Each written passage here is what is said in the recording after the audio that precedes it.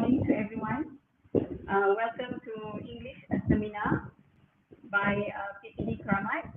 Okay, today you are going to listen to Technique of Answering SPM English Paper 1 by Che Suriyati. Okay, before we start with the technique of answering SPM, Che Suriyati from SMK Setapak Indah. Okay, she has experience 20 years. She has 20 years experience of teaching.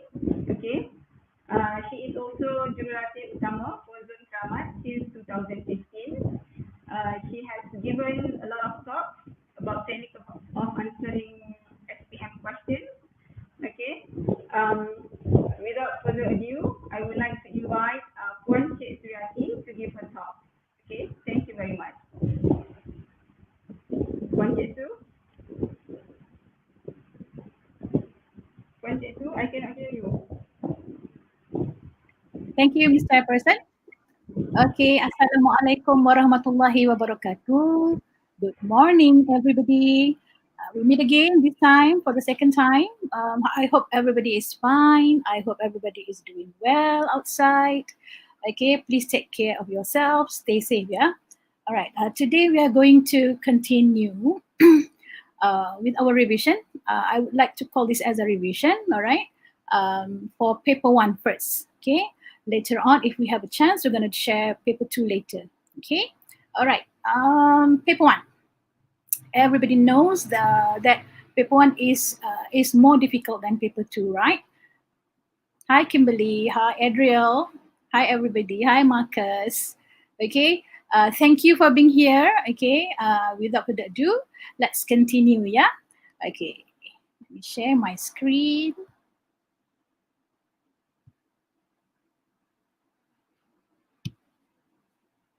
Please tell me if you cannot see my screen, yeah?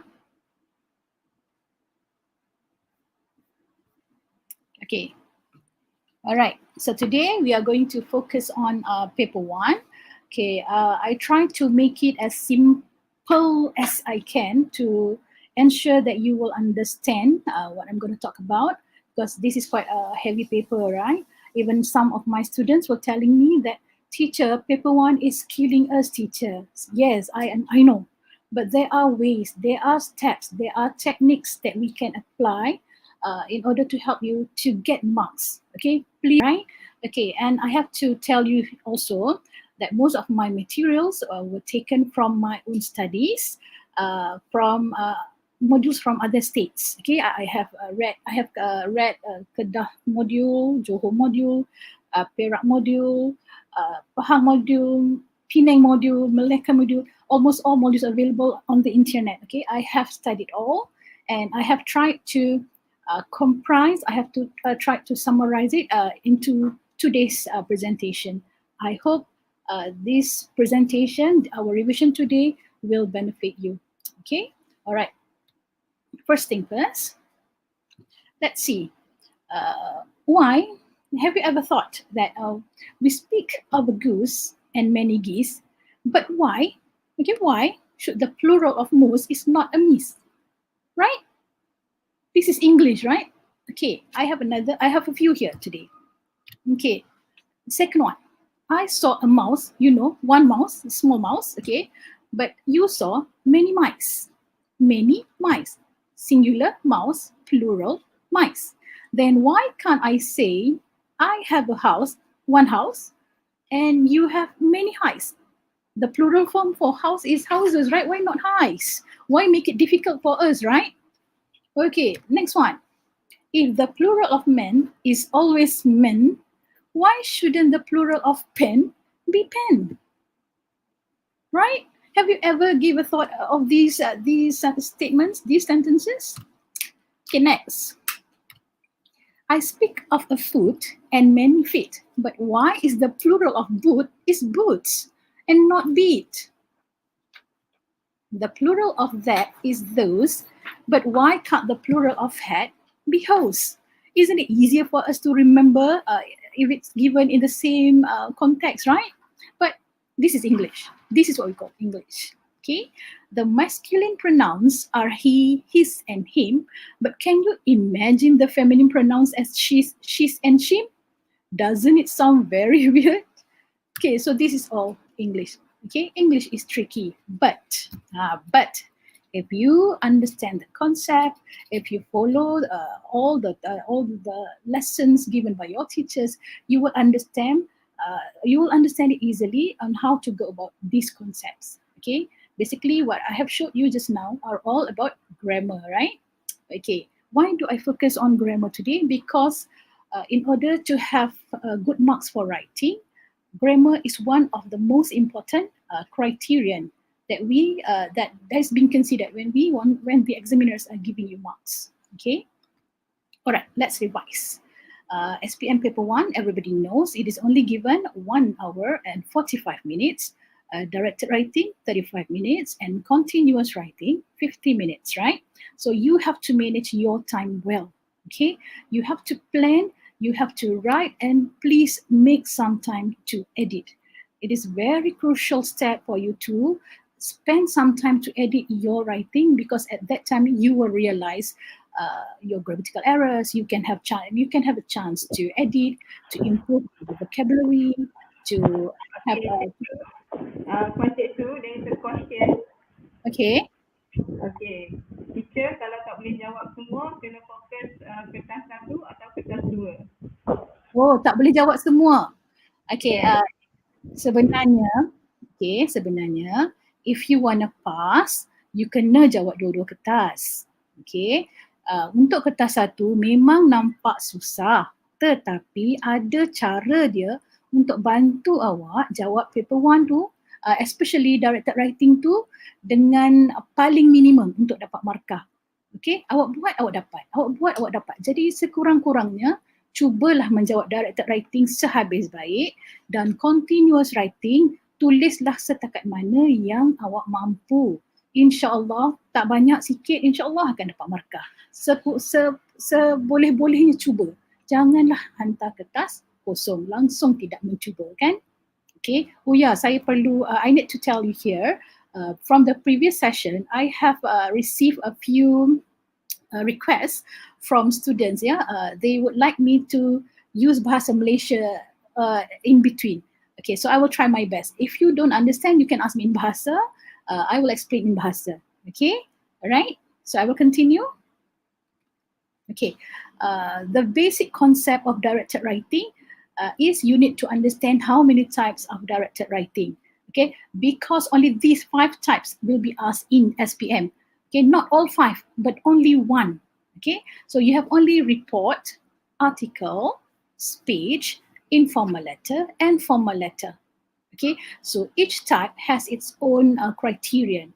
Okay, so we will go through after this one by one. Okay, but my advice is you need to know how to identify, how to differentiate between these 5. Okay, because different type has different way of writing. Okay, so let's see. Okay, so this is the analysis of 18 years, 19 years. Okay, article came out in 2001, 2008, 2014, and recently 2019. Okay, talk or speech. Okay, talk and speech have the same format. It is just talk is more casual. Can be a bit informal as compared to speech. Okay, speech is more formal. Okay, for speech, if you look at this, okay, it's 2002, 2007, 2011, 2015, and 2016. Okay, while formal letter, can you see the gap here? Okay, for formal letter, 2003, 2013. Okay, and report 2004, 2009, 2017, and 2018. Informal letter, 2005, 2006, 2010, and 2012. Okay, I'm giving you the analysis, not because I want you to spot the question what's going to come out this year. No, I just want you to know that the questions that will come out in SPM will not go beyond what is taught in class. Okay, whatever your teacher has taught you in class, all these 5 types, only these 5 types will come out for your directed writing. So that's why it is very important for you to know all. Okay, so this is the question, yeah, for directed writing for 19 years. Okay, so every year they came up with different type, okay, and different audience. If you notice, okay, I'm going to look at question on 2015, okay, 14 article, okay. The students are supposed to answer. They have to write an article to school magazine to inform tips on how to ensure safety in the neighborhood. Okay, for 2014, okay, the question was given, okay, the stimuli, okay, bahan bantuan yang diberi, okay, the stimuli means bahan bantuan yang diberi is in picture form, okay. Anda diberi bantuan dalam bentuk gambar.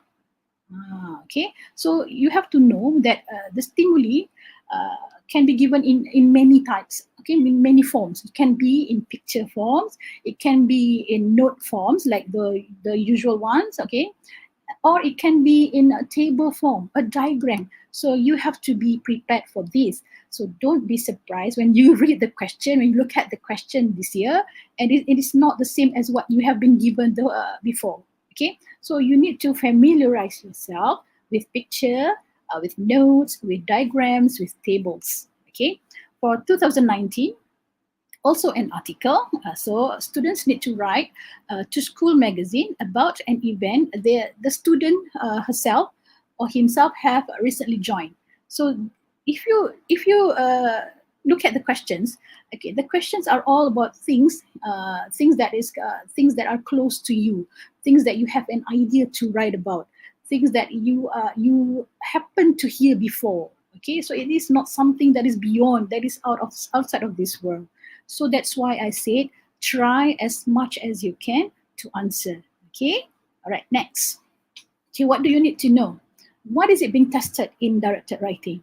Okay, for this section, actually, you are supposed to write a response. A response means you have to answer the question, okay, with clear and accurate standard English. Okay, please do not use Bahasa Melayu in your writing. Okay, because Bahasa Melayu, the moment you are writing your answer in Bahasa Melayu, it will bring down your marks very low. Okay, so try as much as you can. It is okay for you to write simple sentences, okay, as long as it is correct. So you still can get good marks for language. Okay, and the second one is after the language part. Okay, after the response to the question, lembaga peperiksaan is also testing whether you know the correct style and tone for that particular question. Meaning, if the question asks you to write about a speech, so your essay, okay, your answer should sound like a speech. If it sounds like a formal letter, okay, then your marks also will be brought down. Okay, all right. Constructs. Okay, construct assess are as follow in section A. Okay, for this question also, it is actually testing your knowledge and your understanding. When you are given that lines, okay, the question, you need to analyze, right? Okay, what are you supposed to do? What are you supposed to plan? Who is the person that will accept, who that will read your answer? So these are the things tested for this knowledge and understanding. Okay, and application is when you understand everything you have to write. So your answer is actually application of writing skills. So only this, they are testing you only this. So that's why if you can fulfill these two, you can answer your question clear and accurately. Inshallah, you will get marks. So don't leave it blank. Okay, all right. Okay, see the notes here. Reading skill is referring to the correct format. Okay, able to understand the task after reading the rubric. Rubric here means the question. Okay, and able to know the audience. Audience means you are supposed to write to whom? Who is going to read your answer? Who is going to read it? Okay, let's say you are writing a report. Who is going to read your report? If you are writing a formal letter, who is going to read your formal letter? So this is these are all being tested under knowledge and understanding. Okay, next. Right. Okay, this one I have explained. Okay, the concept. Okay, basic concept of directed writing, DW. I use short form here. Okay, directed writing. Format marks, 3 marks for all 4 types except one. Okay, except for an article. Article, the format mark is only 2. Okay, content, 12 marks for others except for article, 13 marks. And language, for all 5 types of directed writing will be 20 marks. So the total for directed writing part is 35 marks. Okay, 35 marks. All right. If you want to pass your SPM paper, you need to score the minimum of 62 over 155. Okay, this is from my own counting. Yeah, if lembaga periksaan has changed, I'm so sorry. Okay, but from my own experience, I have counted here and there. My own students, they need to at least score 62 over 155 in order to pass the paper. Okay, so if you are able to answer directed writing itself and you get at least 20 or 22, you are already halfway there to pass your paper. Okay, so don't give up. Okay, don't give up. All right. Okay, let's see. Let's go one by one. Okay, the first one I'm talking about is an article. Okay, an article is actually giving information. You are going to write something that is giving information or giving advice or giving suggestions to the readers in written form. You are writing it in a written form, meaning if you are supposed to write to school magazine, okay, you kena tulis pada majalah sekolah kan, yang selalu sangat keluar majalah sekolah. Okay, selalunya apa yang ada dalam majalah sekolah tu. Okay, so fungsi artikel yang ditulis untuk majalah sekolah selalunya ialah untuk memberi information, nasihat ataupun cadangan. Okay, selalunya kalau soalan artikel, insya-Allah dia takkan lari jauh daripada 3 perkara ni. Okay, takkan lari jauh. Alright. Jadi bahasa yang digunakan pun perlulah sesuai. Okay. Alright. Format marks 2 marks, content 13 marks, and language tetaplah 20 marks. Okay. Format mark 1. Okay, awak akan dapat 1 mark. Okay, you will get the first mark for format the moment the examiner see the title. Okay, and the second mark for format will be given for your name. Tak kisahlah nama siapa, asalkan nama manusia, you will get F2. Okay, I'm going to show you examples after this. Okay, so this is the layout of an article. Title, tulis dekat atas sini, and written by, tulis selepas title. So satu markah di sini, satu markah di sini. So dapat 2 markah untuk format secara percuma. Tak perlu fikir, tak perlu buat apa. Ambil daripada soalan, letak di sini, title. Okay, asalkan ada keywords yang berkaitan dengan soalan, selagi logik, selagi grammarnya tak salah, selagi tidak orang cakap di luar topik, insya-Allah akan diberi 1 markah untuk title. And written by mestilah nama orang. Kalau nama bangunan, of course lah tak dapat markah kan. Okay, selain daripada tulis written by, you can also write, okay, prepared by. Pun boleh, pun masih dapat markah F2. And also, kalau dah tak boleh nak ingat sangat format dia, boleh juga tulis by. Okay, yang penting untuk F2, untuk format 2, must be a name. Okay, mesti ada nama. Then you can get F2. Okay, so far so good? Okay, I hope you understand ya so far. Alright, next. Okay, so this is SPM 2019 question. Kita tengok ya apa yang saya maksudkan tadi. Okay, you took part in a Go Green Day in your local area. Okay, you ni siapa? You ni adalah anda, pelajar yang perlu menulis kan, because you have to answer the question. So you sekarang ni akan jadi I, merujuk pada pelajar, merujuk pada diri you. Okay, took part, took. Kita nampak tak clue yang diberi? Took. Took ni ialah past tense kepada take. Okay, so you took part in a Go Green Day in your local area. Anda telah mengambil bahagian in a Go Green Day. Okay, program Go Green. Apa maksud program Go Green? Pergi hijau. Adakah maksud dia pergi hijau? Sebenarnya tak payah explain kan? I know you understand Go Green, right? Okay, day in your local area. So bila awak nampak local area ni terlalu umum kan, betul? So bila awak nampak local area, teruslah beri nama tempat. Macam tu. You ni dia akan jadi I, local area ni akan jadi nama tempat yang awak nak. Okay. The aim was to help people learn about the environment. You have decided to write an article about the Go Green Day for your school magazine. So awak kena tulis satu artikel kepada majalah sekolah awak menceritakan apa yang awak alami, what you have experienced during Go Green Day.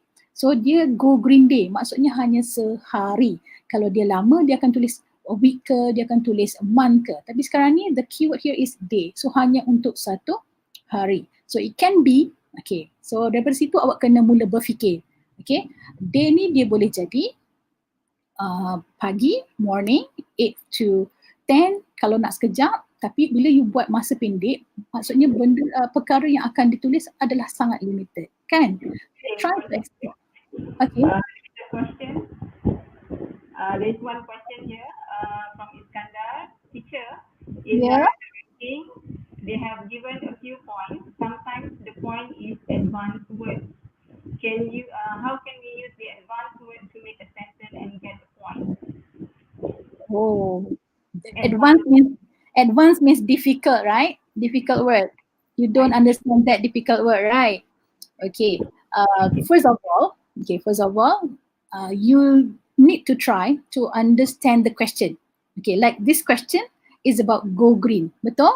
Go Green is it is about our environment, betul? Dia berkait dengan alam sekitar kita. Okay, so selalunya most of the questions, most of the time, content points yang diberi adalah berkaitan dengan konteks soalan ini. Okay, let's say perkataan tu awak tak faham, you don't understand the content points given, you look at the context here. So we are talking about environment, we are talking about Go Green Day. So insyaAllah perkataan tu mesti ada kaitan dengan these two.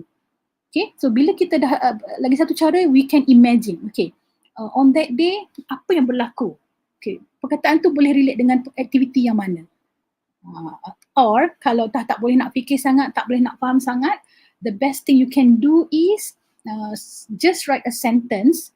Okay, selalunya ayat tu dia diberi dalam point form kan, bukan ayat yang lengkap. So cuba tulis ayat tu menjadi ayat yang simple dengan menambah subjek, orang yang melakukan, dan juga verb. Is ke, ask ke, was, is ke, ke, was ke, were ke. Macam untuk konteks ini, to ni maksudnya kena past tense kan. So you tambah subjek, orang yang melakukan, you tambah verb, is, was kalau singular, were untuk plural. Lepas tu you sambungkan dengan ayat content point yang you tak tahu maksud tu. Ataupun kalau you tahu, you kena bagi nasihat. Kalau adalah kat sini katanya nasihat atau suggestion, selalunya kita boleh mulakan dengan you should. Lebih kurang macam itulah selalunya. Okay?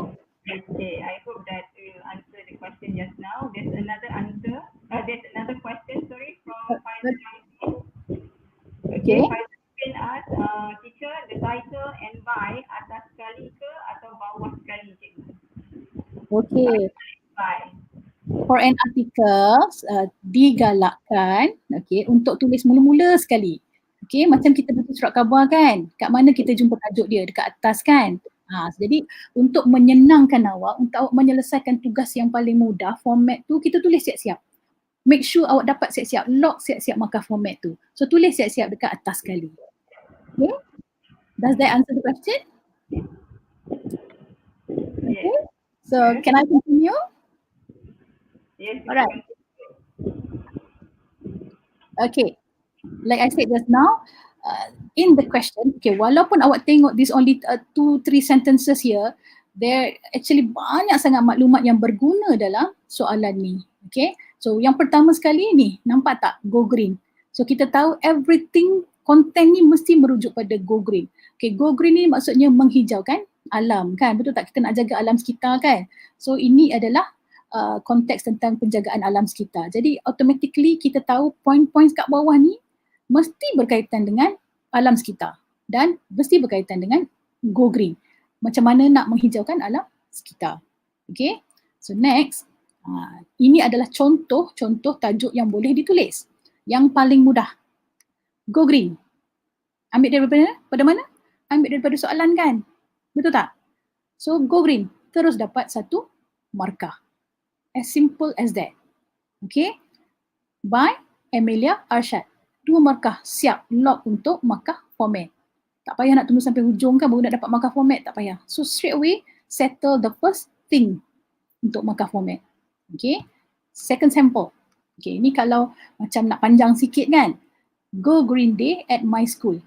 Okay, boleh kan sebab dia kata local area kan. Local area boleh jadi my school, boleh jadi my neighborhood.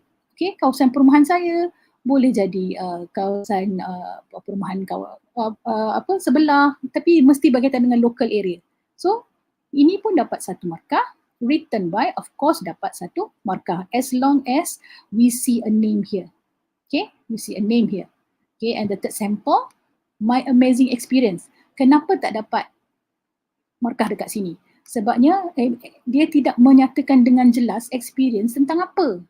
Okay, so keyword dia sebaik-baiknya digunakan di dalam tajuk. So kita tahu awak tulis tentang apa.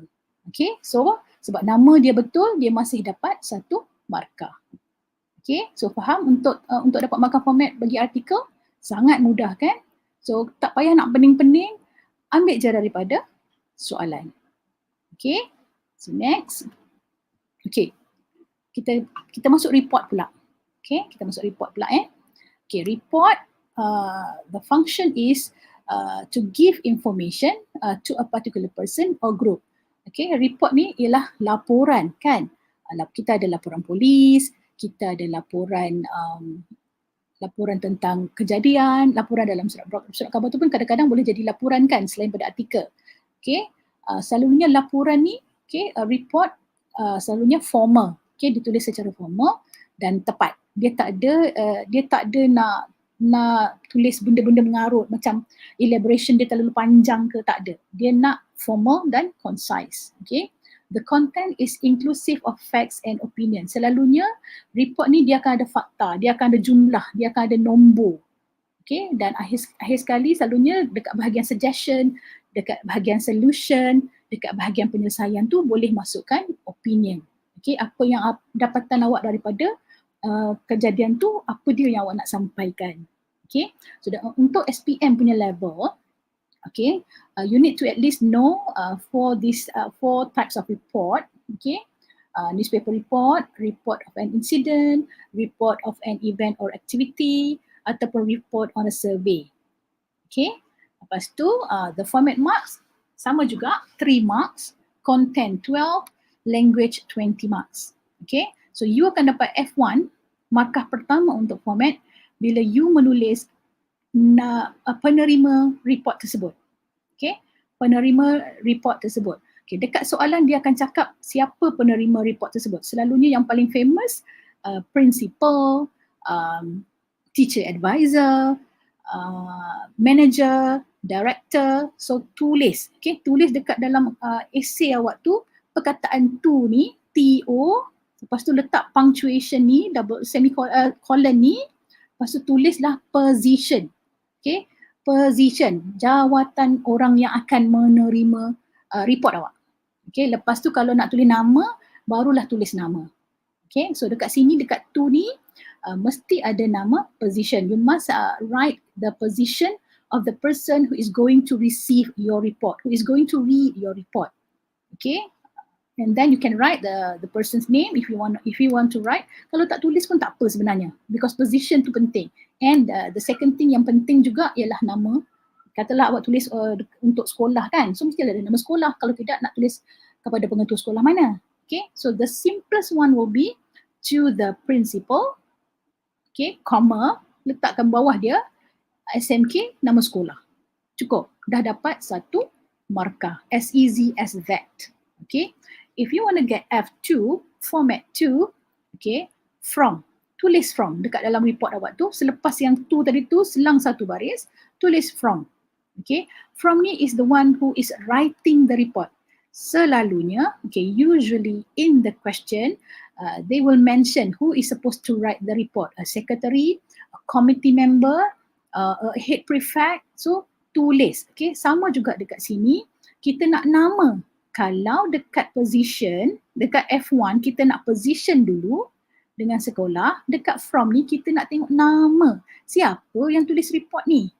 Okay, lepas tu barulah tulis position kalau ada disebut di dalam soalan. Okay, from Nur Hasnah binti Abdullah, head prefect of SMK apa? Ataupun Azwan Ali bin Rahmat, okay, president of English Language Society, English Language Society. So benda-benda macam tu. Okay, if you can write like that, you dah dapat markah ke 2 for format. Okay, and number 3, okay, for format 3, the third mark for format you will get bila an examiner see the title. Okay, you can write the title correctly, you can get the third mark. Okay, how to write the title? Again, macam go green tadi, ambillah daripada soalan. As long as it is related to the question, you will be given F3. Okay, next. Okay, so this is a question from 2018, SPM 2018. Okay, during the last school holiday, again, okay, a report is usually written in past tense. Okay, daripada clue ni pun kita dah tahu dah, last school holidays, dah berlaku. So past tense, okay. Your school, so tukar your school ni kepada nama sekolahan awak. Okay, your school hosted a week-long visit for international students. Okay, menjadi host kepada pelajar-pelajar luar negara selama seminggu. Kenapa seminggu? A week ni, nampak ni, long, selama seminggu. Okay, as one of the students involved, sebagai seorang, salah seorang. Ramai yang terlibat, students ni ramai yang terlibat, tapi awak adalah salah seorang. Okay, ini cara tulis ayat yang betul As one of the students, sebagai salah orang pelajar yang terlibat, okay, involved ni terlibat kan, in organizing the visit, dalam menganjurkan lawatan tersebut, you have been asked to write a report. Nampak, dia dah beritahu kena tulis apa. So tak payah nak pening-pening, semua ada di depan mata kan. Okay, report kepada siapa? Kepada teacher advisor. Nampak cara ditulis, T huruf besar, A huruf besar. So ikut sajalah nanti. Okay, sekarang ni kita buat markah format kita. Tu, macam saya cakap tadi, tulis tu, okay, position, nampak? Ambil je dari sini, letak dekat sini, you will get format 1, markah pertama for format. Okay, of course lah kena ada nama sekolah, tidak teacher advisor. Kalau tidak, kita tak tahu teacher advisor ni satu sekolah dengan awak ke, sekolah lain ke, kan? Okay, so tulislah nama sekolah. Okay, and then of course, F2 ialah orang yang menulis report. Daripada siapa? From Nur Shazana binti Arif. Ada je nama, terus dapat F2. Second mark for format. Okay. Secretary of Students Visit Program. Mana saya dapat ni? Tak ada cakap dalam ni kan? Tapi as one of the student involved in organizing. Selalunya orang yang organize mestilah orang yang terlibat. Betul? Orang yang terlibat selalunya, yang menulis report selalunya adalah setia usaha. Nampak tak, kita masukkan juga apa yang kita belajar daripada subjek lain, apa yang kita belajar daripada kurikulum ke dalam penulisan kita. Itu sebenarnya yang kita nak cuba nak apply dan semasa menulis. Okay, alright. So now secretary, because usually a secretary will write the report, right? Okay, of course from the same school. Okay, what if you write from other school? Will you get the marks? Okay, actually doesn't matter, right? Sebenarnya cuma because the second mark is given here. Tapi it will affect your language mark. Kalau sini salah, it will affect your language mark lah. Dah jadi macam tak faham soalan kan. Okay, and the third mark for format will be title. Okay, report on, ini standard, report on students visit program, 1 mark. Or awak boleh tulis report on a week long, okay, this one ada dash sepatutnya copy sebiji. Okay, on a week long visit by international students. Selagi dia kena dengan soalan, selagi dia respond kepada soalan, you will get the marks for format 3, title. So nampak tak? Free je dah boleh score 3 marks daripada 35. Kan? Okay. So this is the layout of a report. So bila examiner tengok awak punya report, so dia expect report awak akan nampak macam ni. Okay, the finished product, okay, is like this. Okay, to, from, report on, apa. Okay, report on, apa. Okay, yang ni kita punya elaboration lah. Okay, conclusion. And important tu, let's say you tak tulis nama dekat sini, you tulis jawatan kat sini, kami akan tengok pula di sini. Okay, kalau katalah missing, you did not write the your name here, you just write your position here, and we will look at the end. Ada tak nama? Selagi you write the name outside the text ni, you will get the mark. Okay, reported by. Tak boleh guna prepared by, tak boleh guna by, tak boleh, because this is a report. So tulislah reported by. Sedangkan nak ingat report, reported by. Okay, tulis nama and position kalau ada dinyatakan dalam soalan. Selalunya, okay, most of the time, your name here will be written in capital letter. Selalunya, but it is not a must. Okay, as long as there's a name there, you will get the marks. Okay, alright, so far so good. Okay, we finished 2. Now the third one is formal letter. Okay, formal letter, we have 3 types of formal letter. Okay, which is letter of consent, letter of when you want to apply a job, and letter of complaint. Nah, yang ni selalu sangat keluar. Okay, selalu sangat keluar. Alright. Okay, the format marks 3 marks, content 12 marks, language 20 marks. Okay, you will get the first format mark when you write the 2 addresses, the sender's address and the receiver's address plus the date. So you get 1 mark for this. And then format 2 you will get when you write there, dear sir. Okay, dear sir. So dear sir is called as salutation. All right, and again, a title. Where can you get the title? From the question. Okay, so we have these 2, you can get the second format mark. And the last format mark will be given when you write your closing. Okay, all right, next. So this is a layout of a formal letter. When you have finished writing your formal letter, so this is what it should look like. Okay. Okay, yeah. Okay, a question from Fariza Rifin. Report needs signature or not, teacher? Again. Report needs signature or not? Signature. Oh, what do you think? What do you think? Does the report need a signature? What do you think about? Well, from my experience, the report does not need a signature. But if you happen to write there, I don't think they will penalize your marks because it is not considered as part of format marks, right? Okay, but try to differentiate between formal letter and report. Okay, we know formal letter with a signature, report no signature, as simple as that. Okay, so don't make yourself confused. Okay, letter, signature, other than that, no signature, as simple as that. All right, okay, so this is the sender's address. Okay, the name here, sometimes you can write, sometimes you don't have to write. It is up to you. It won't affect your format mark. Okay, so this one, okay, pay attention to the receivers, okay, the recipient, the person who is going to read your letter. Okay, when you are writing a formal letter, the receiver, okay, penerima surat ini, you must write the position. Mesti menulis jawatan beliau, bukan nama beliau. Okay, kita tulis mengikut jawatan. Okay, dan line kedua adalah di mana tempat beliau bertugas. Okay, and then selari dengan tempat kita, alamat baris terakhir alamat kita tulis tarikh. Okay, cara tulis tarikh. Okay, yang standard adalah sebab ini formal letter, kita boleh tulis 24 Oktober, 24 ada TH pun boleh, tak ada TH pun tak apa, as long it is October is spelled correctly, bukan tulisan bahasa Melayu. If you spell OKTOBE, then you will not get the mark for this one. Sebabnya that is a Malay word. Ingat, Malay word je markah memang potong terus. Sayang ke tak sayang? Sayang kan markah kan? Kerana satu huruf kena tolak markah. Sangat sayang. So be careful. Okay, spelling of words that have Malay influence tu kena jaga. Okay, so be careful. October. Sama juga dengan July.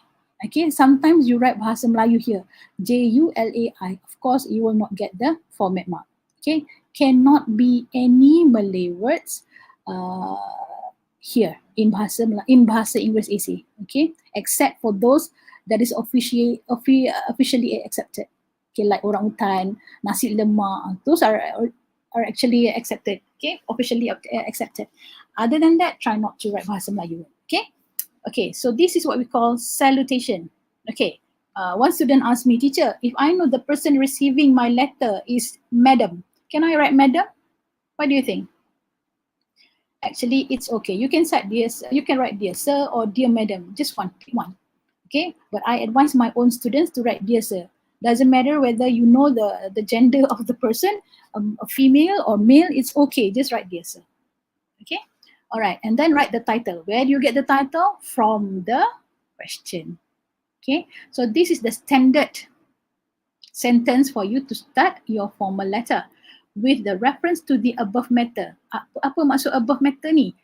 Perkara di atas. Apa maksud perkara di atas? Inilah dia perkara di atas tu. Kita nak complain tentang service. So tak payahlah nak ulang. With the reference to the services by your company, I would like to make a complaint. Tak payah. Okay, just write this, as simple as this. With the reference to the above matter, barulah sambung apa yang awak nak buat. Tengok balik soalan. Selalunya ayat sini adalah sambungan daripada keywords dalam soalan. Okay, okay, number 2, jarakkan nombor 1 tak ada nombor.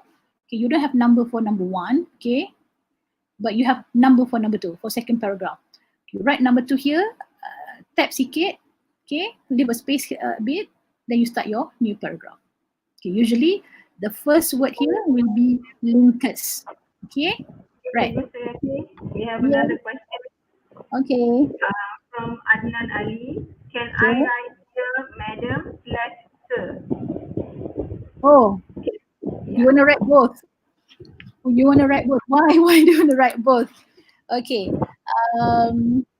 As far as I'm concerned, it is not wrong, but I encourage you to write only one. Okay? You don't know the marking scheme, right? And remember, your batch is the last batch for SPM, the old format. So we don't know what's going to come out, right? We don't know how the marking will be done. Sometimes they can be strict, sometimes they can be lenient. We don't know. So might as well follow this the way that can give you marks. All right, and don't confuse yourself. Okay, let's make your life easy. All right. Okay.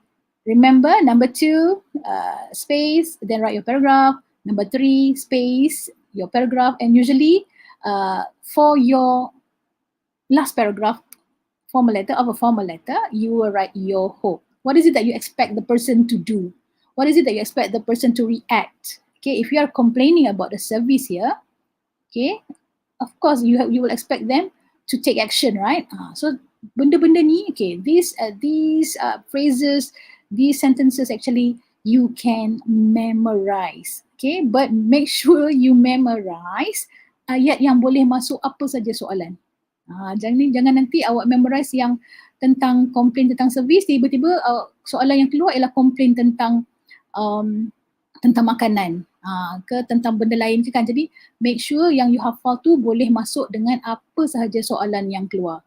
Okay, boleh tanya cikgu awak, boleh tanya siapa cikgu bahasa Inggeris, selalunya mereka ada semua frasa-frasa bantuan ni. Okay, saya panggil dia frasa 911 phrases. Those are the things that you can memorize.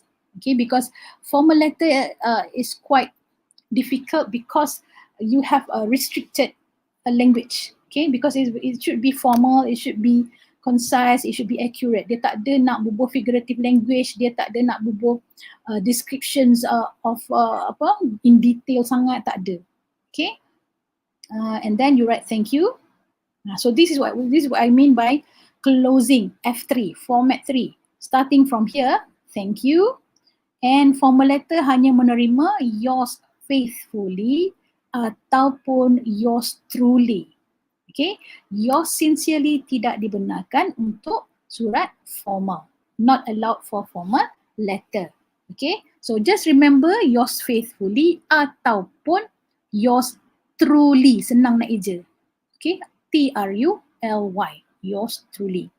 And then barulah sign. Ingat, letter mesti ada tanda tangan. Report, my advice, okay, my advice tak payah tanda tangan. But if you tanda tangan pun, it's okay. Okay, and write your name after your sign. Okay, so this is basically the layout for that formal letter. Okay, okay, F1, 2, and F3. Okay, so that's how the format marks for formal letter is given. Right? Okay, this is what I meant just now. Okay, useful phrases that can help you to answer formal letter. You can start, okay, selain daripada contoh yang saya bagi dalam surat tadi, you can start with referring to the above. Kalau dah susah nak hafal yang tadi kan panjang sikit kan, you boleh hafal yang ni. Referring to the above, comma, dia mesti ada comma. Okay, I, tulislah nama awak, am writing this letter to seek your attention on several issues regarding, ini pun ambil daripada soalan. Dia akan ada keywords daripada soalan yang awak boleh tulis dekat sini. Okay. Lepas tu bila awak nak memberi reason, you want to give reasons for you writing the letter, kenapa awak perlu tulis surat ni, you can also use this sentence. I am writing this letter to complain about apa? Tengok dekat bahagian konten tu, apa poin pertama? Kan? Tengok, tulis dekat sini. Terus dapat markah konten pertama. Okay, tu nanti kita akan go untuk sampel lain lah. Kalau saya bagi sampel untuk semua 5 ni tak habis 2 jam kita ni. Okay, alright. Call for action. Okay, yang ni kalau kita nak end, kan kita nak harap apa yang dia nak buat. Betul tak? Selalunya kita tulis formal letter ni kita memohon sesuatu kan? Okay, so I would be grateful if you could.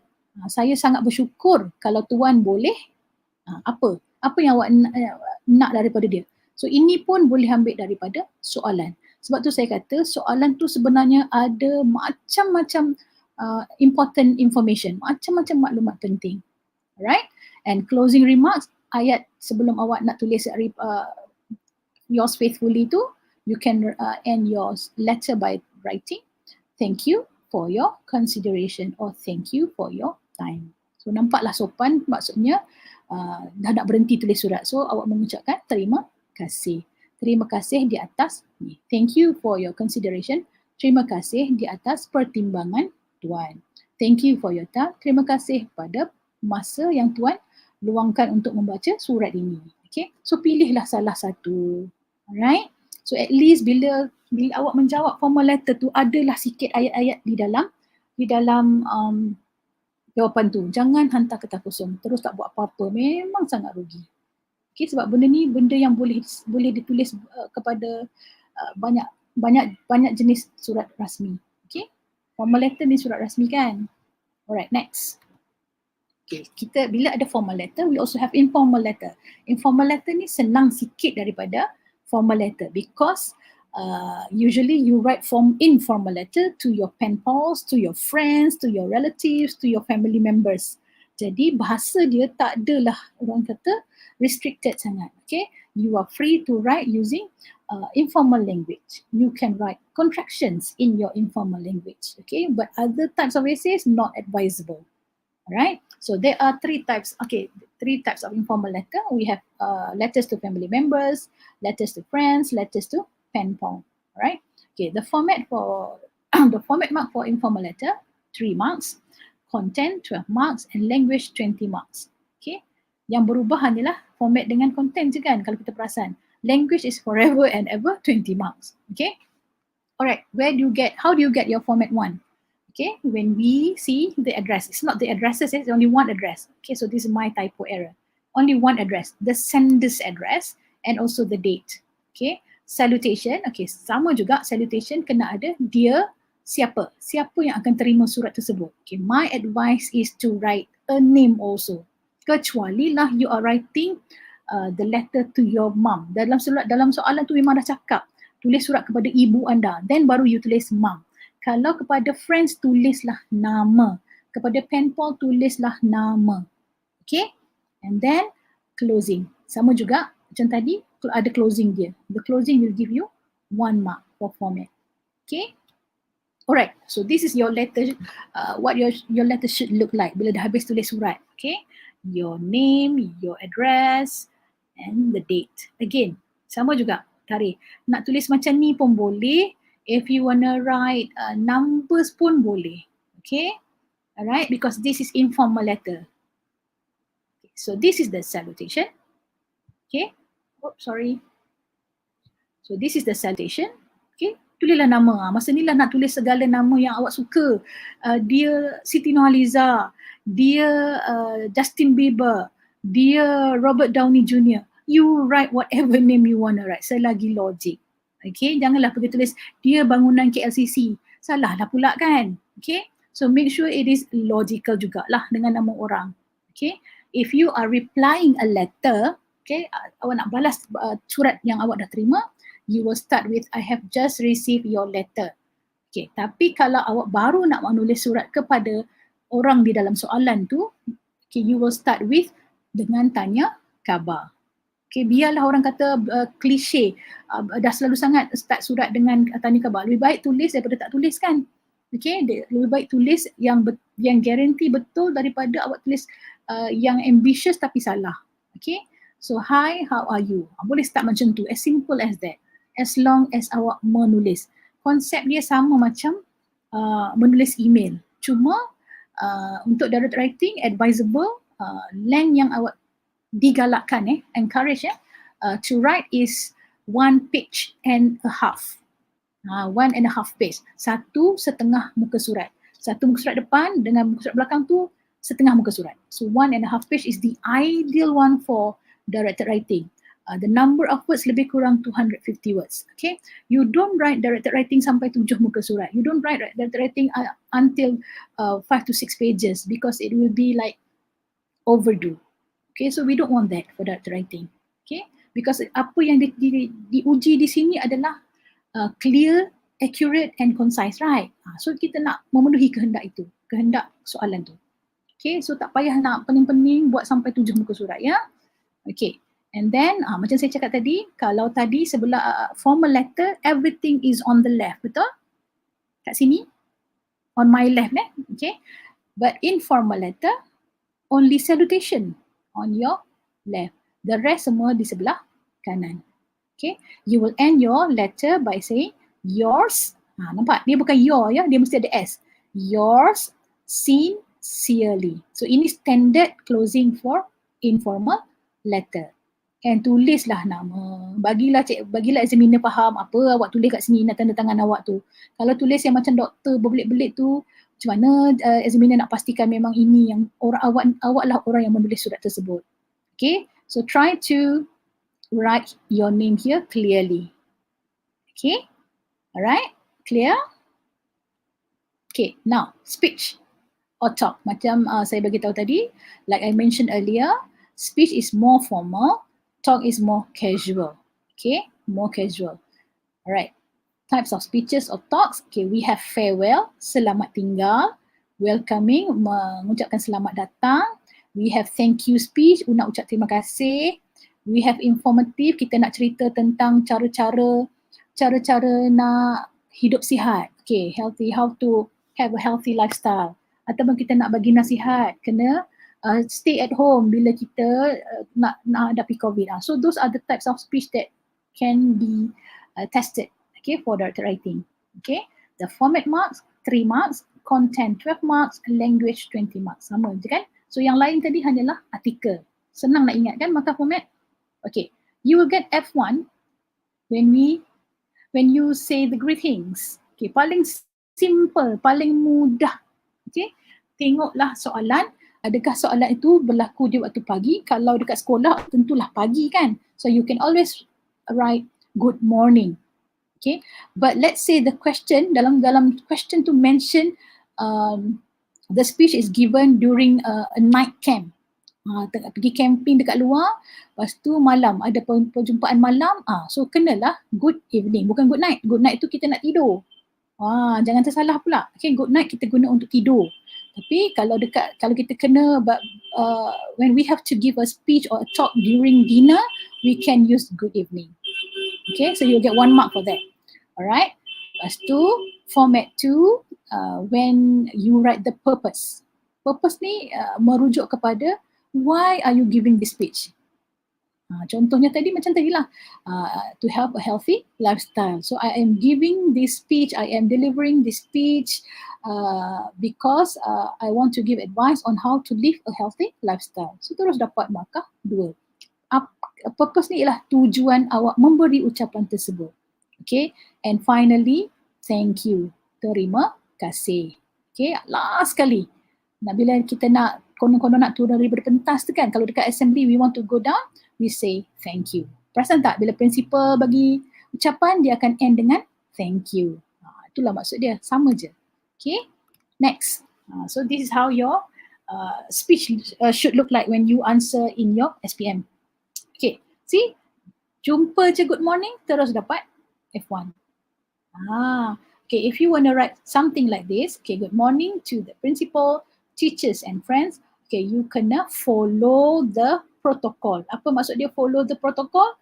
The highest position, orang yang berpangkat tinggi, pangkat dia paling tinggi di dalam keadaan itu, semasa keadaan itu, di situ, kita tulis yang pertama. Okay, contohnya, when we are at the assembly, right? Okay, bila kita di tapak perhimpunan, orang yang paling tinggi jawatan dia di tapak perhimpunan sekolah kita adalah principal. Lepas tu turun kepada teachers, barulah turun kepada kawan-kawan. Okay, sebab awak tengah bagi ucapan untuk kawan-kawan kan. So adalah friends. Kalau dia kata you are somebody else, tak boleh guna friends sebab awak bukan kawan-kawan orang yang mendengar tu. So kena baca soalan betul-betul. Okay, selalu dengar kan ayat ni, in conjunction. In conjunction. Apalah in conjunction ni? Okay, in conjunction ni ialah ayat standard. Ayat standard untuk speech. Maksud dia bersempena dengan. Sebab tu selalu jumpa kan, in conjunction with. Bersempena dengan, okay, contohnya sempena bulan bahasa Inggeris. So that's why kita boleh tulis in conjunction with English month. Boleh juga perkenalkan diri, kenapa awak yang kena bagi speech ni kan. I am Nur Shazana binti Muhammad Arif, the president of English Language Society, will deliver a speech entitled Learning English Can Help You Change Your Life. Nampak tak? Yang merah ni terus dapat F2. Kenapa awak memberi ucapan? Okay, selalunya speech is written in present tense. Macam awak tengah bercerita dengan orang kan, sekarang bukannya semalam kan. So that's why it's written in present tense. Okay, okay, this one can be taken straight away from the question. Tak payah nak pening-pening tajuk apa nak tulis. No, ambil je daripada soalan. Okay, and selalunya you will start with first of all or firstly. Okay, lepas tu kita end dengan in conclusion and we will write our hope in our conclusion paragraph. And don't forget to say thank you. Dapatlah 3 markah untuk format free saja. Nampak? Ada je dapat. Okay, so sangat rugi if you don't remember how to write the formats clearly, okay, correctly. Okay, some of the useful expressions for speech, you can use good morning, good afternoon, good evening to the principal, teachers and friends macam saya cakap tadi tu. Or you can, kalau nak standard sikit, bunyi macam sedap sikit, you can write a very good morning I bid to the chairman, teachers and my fellow friends. Okay, I need to correct this. My fellow friends ni actually not encouraged. Because fellow means sahabat kan, friends mean kawan. Jadi bila kita tulis 2 kali, dia jadi macam 2 kali lah kan. So my advice, jangan tulis fellow friends. Okay, alright. Okay, beginning. Macam mana kita nak mulakan speech kita lepas kita cakap F2. Okay, selalunya F1 dengan F2 is in one paragraph. Okay, so when we want to start the next paragraph, we want to start talking about our content points. We will usually say, today I would like to talk about tajuk tadi tu, ulang balik tajuk, baru kita masuk kepada content point. Okay, sama juga macam ni. Alright, ni semua yang boleh bantu awak untuk beri idea untuk awak menulis speech. Okay, closing, penutup.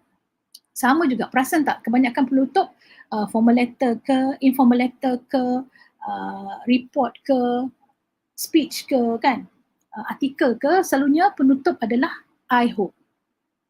I have given you all the information on. Lepas tu mesti ada magic word ni, thank you. So remember lah, everything kena ada thank you.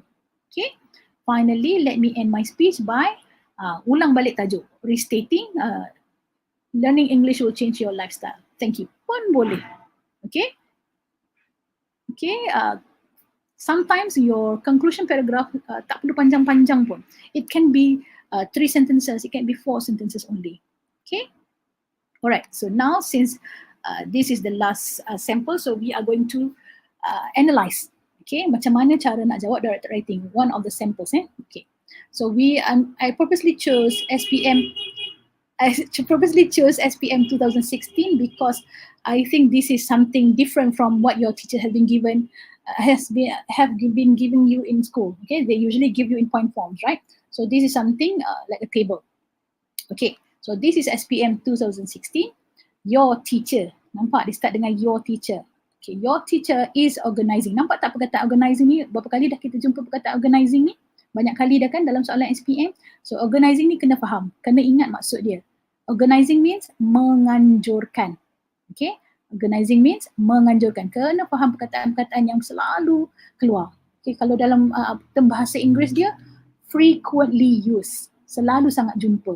Okay, so your teacher is organizing a study trip. Okay, cikgu awak menganjurkan satu lawatan sambil belajar. She has suggested, dia suggest pun sama, suggested, suggestion kan. Maksud dia adalah mencadangkan. Nampak tak ada perkataan ed? Maksudnya dia telah mencadangkan. Okay, maksudnya dia dah bincang dulu dengan orang yang nak bagi ucapan ni. Okay, she has suggested, okay, either sama ada a visit to a television factory, nak pergi melawat kilang TV, ataupun or pergi melawat tea plantation, ladang tea. Okay, using the information in the table below, write a talk. Nampak tak a talk, bukan speech. So nampak daripada sini kita tahu bahasa dia akan lebih casual daripada speech. Okay, kita boleh jadi a bit informal. Alright, to persuade your classmate. Lagi satu, kita menulis, kita nak bagi talk ni kepada kawan-kawan sekelas. Okay, so awak tak selalunya when you are speaking to your friends, you don't speak so formally, right? Betul tak? Kan? To choose one of the two trips. So your job now, okay, you have to write a talk untuk pujuk. Persuade ni maksudnya pujuk. Okay, classmate. To choose one of the two trips. Maksudnya awak dah bincang dengan cikgu. Cikgu kata, okay, saya bagi awak dua pilihan.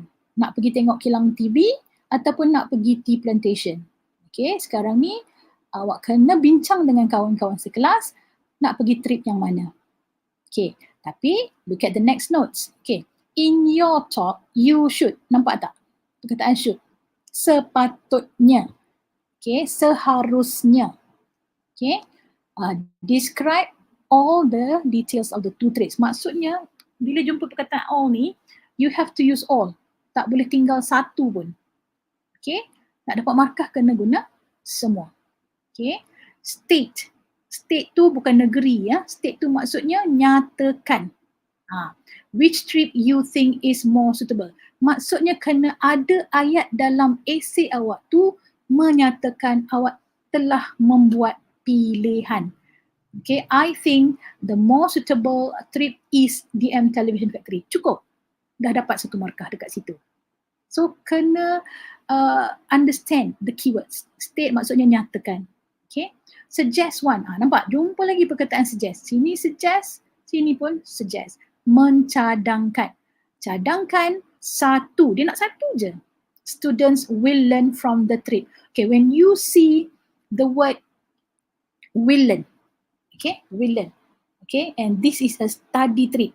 So dia tak boleh lah awak beri idea macam the things that we learn during the trip is we have fun. So fun tu dia tak ada education value. Faham tak maksud saya? So what you have learned, you have to relate to education. Because you are doing a study trip, bukan pergi something else kan, bukan pergi nak berseronok. You are doing a study trip. So that's why when you are asked something like this, okay, it should be educational value.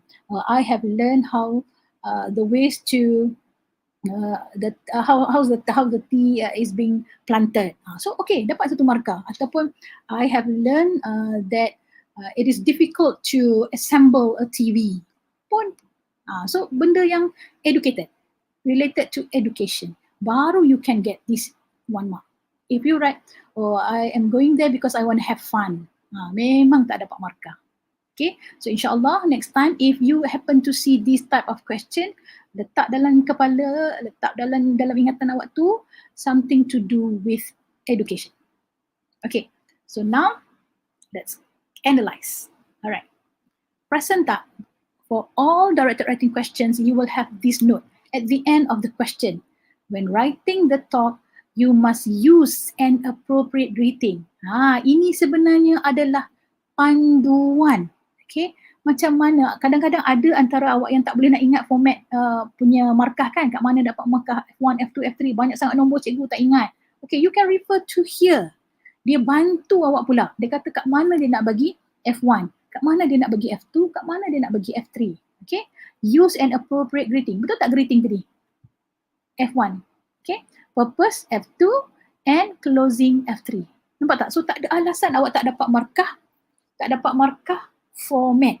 Dia ada bagi bantuan lagi dekat bawah ni. So daripada sini pun awak dah boleh dapat 3 markah tanpa perlu berfikir teruk. Kan? Okay, lepas tu dia memang ingatkan lagi. Okay, a few times dia akan ingatkan lagi. Guna semua. Jangan tak guna semua. Okay, lepas tu berilah idea bila diperlukan. Own ideas. Idea sendiri. Tak boleh ambil daripada apa yang dah ada. You must give your own idea. Okay. Alright. This is the way nak bantu awak supaya tidak tertinggal apa-apa. Okay. Always put a number to your content. Okay.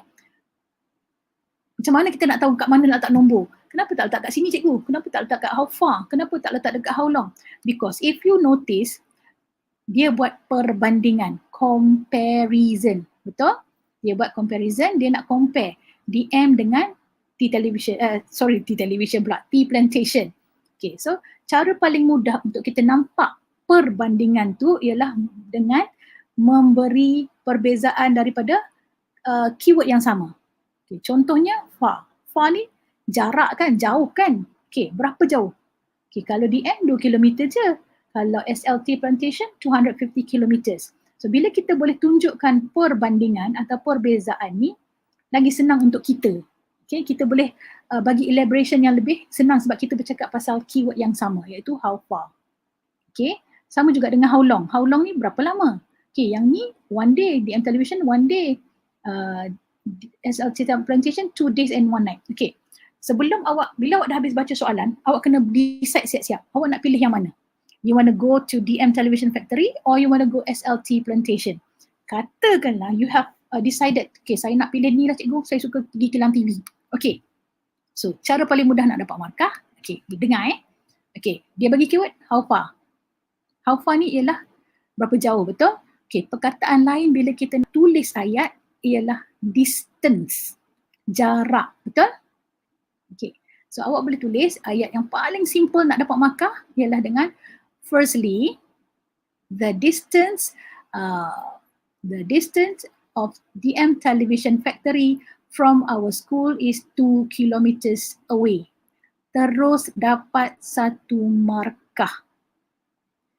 While, tambah gunakan conjunction yang sesuai.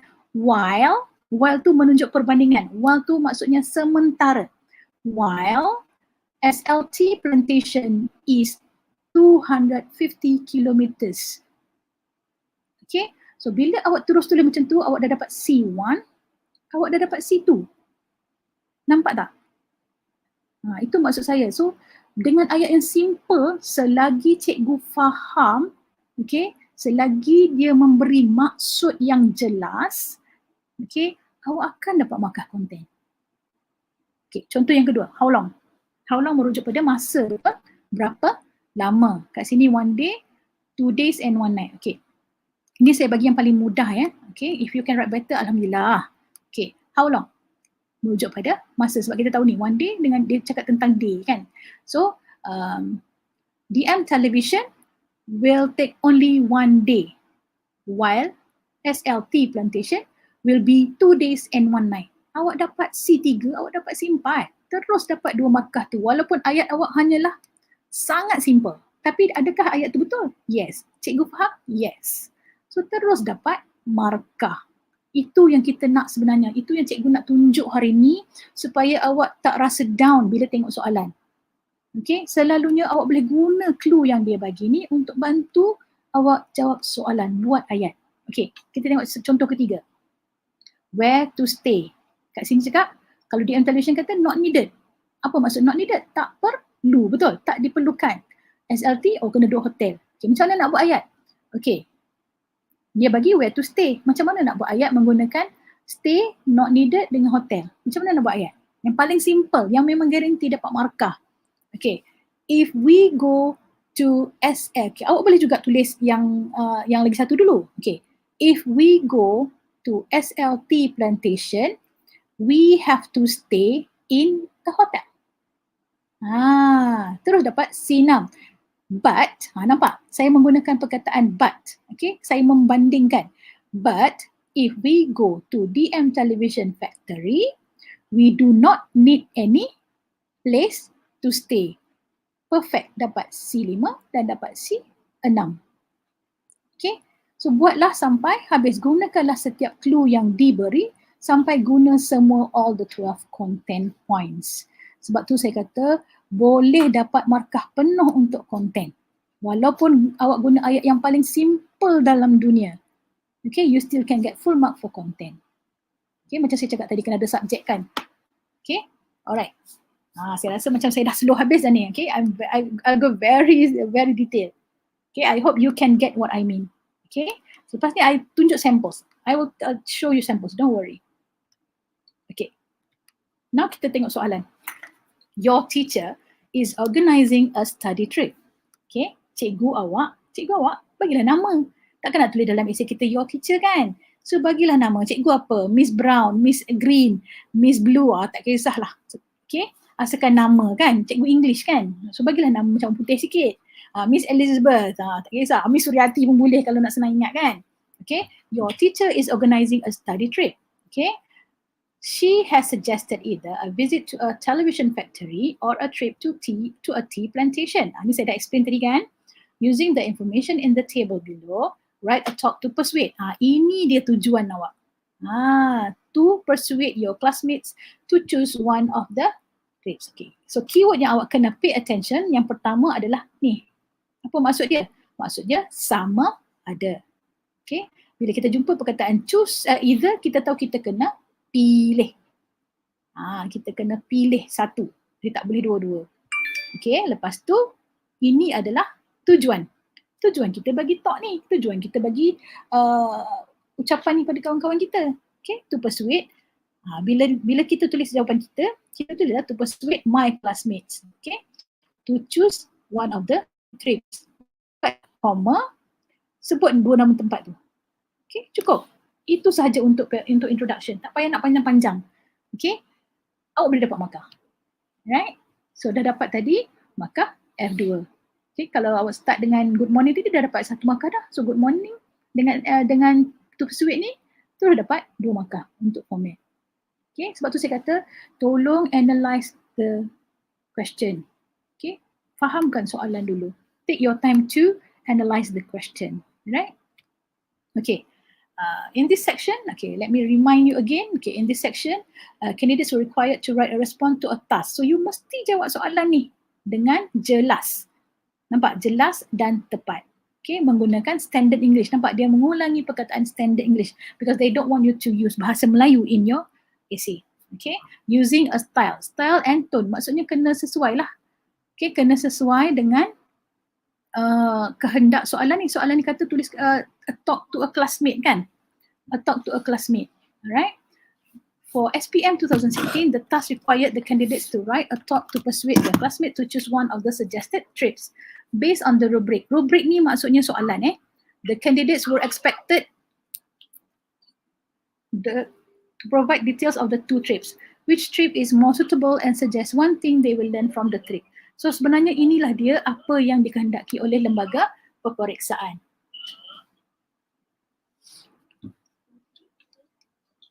Okay. Jom kita tengok. Okay, how to get format mark 1. Okay, a very good morning to our beloved class teacher, Miss Brown and my fellow classmates. Fellow classmate boleh, okay? Oh, kenapa? Okay, so ini dapat 1 markah. Example 2, a very good morning I bid to our beloved class teacher, Mrs. Joseph and all my classmates here in our lovely class today. Dapat 1 markah. Nampak tak? As simple as a very good morning. Okay? Now, format 2. Alright. Today, I have been honored with the task of encouraging us to choose between the two trips. After doing much research, I strongly encourage all of us to choose the trip to the tea plantation. Nampak tak? Dia terus pilih, dia terus nyatakan apa pilihan dia. So sebenarnya ini adalah point C11. Terus dapat C11 sebab dia dah pilih. Okay? Alright, so this is another example. I am here standing before all of you to inform you about the study trip that Mrs. Joseph is organizing and to persuade everyone to collectively decide on one of the two locations suggested by Mrs. Joseph. However, before I proceed to explain my personal choice, let me first describe the details of both the trips. So ini je kalau awak ada bahasa yang lebih sikit, you can write like this. Okay, so this is still considered as average. Okay, average. Alright, to persuade everyone. Sebab perkataan yang digunakan adalah perkataan-perkataan yang biasa. Organizing, to persuade everyone to collectively decide. Collectively ni maksudnya hasil perbincangan ramai. Okay, decide on one of the two location. Kena bincang daripada 2 lokasi yang diberi. Okay, nampak dia bagi nama cikgu dia, Mrs. Joseph. Pun boleh, tak ada siapa yang akan marah awak kan, bagi nama siapa pun. Okay, next. Okay, ini ialah selepas kita nomborkan tadi kan, okay, idea dia. The first two talking about distance, okay.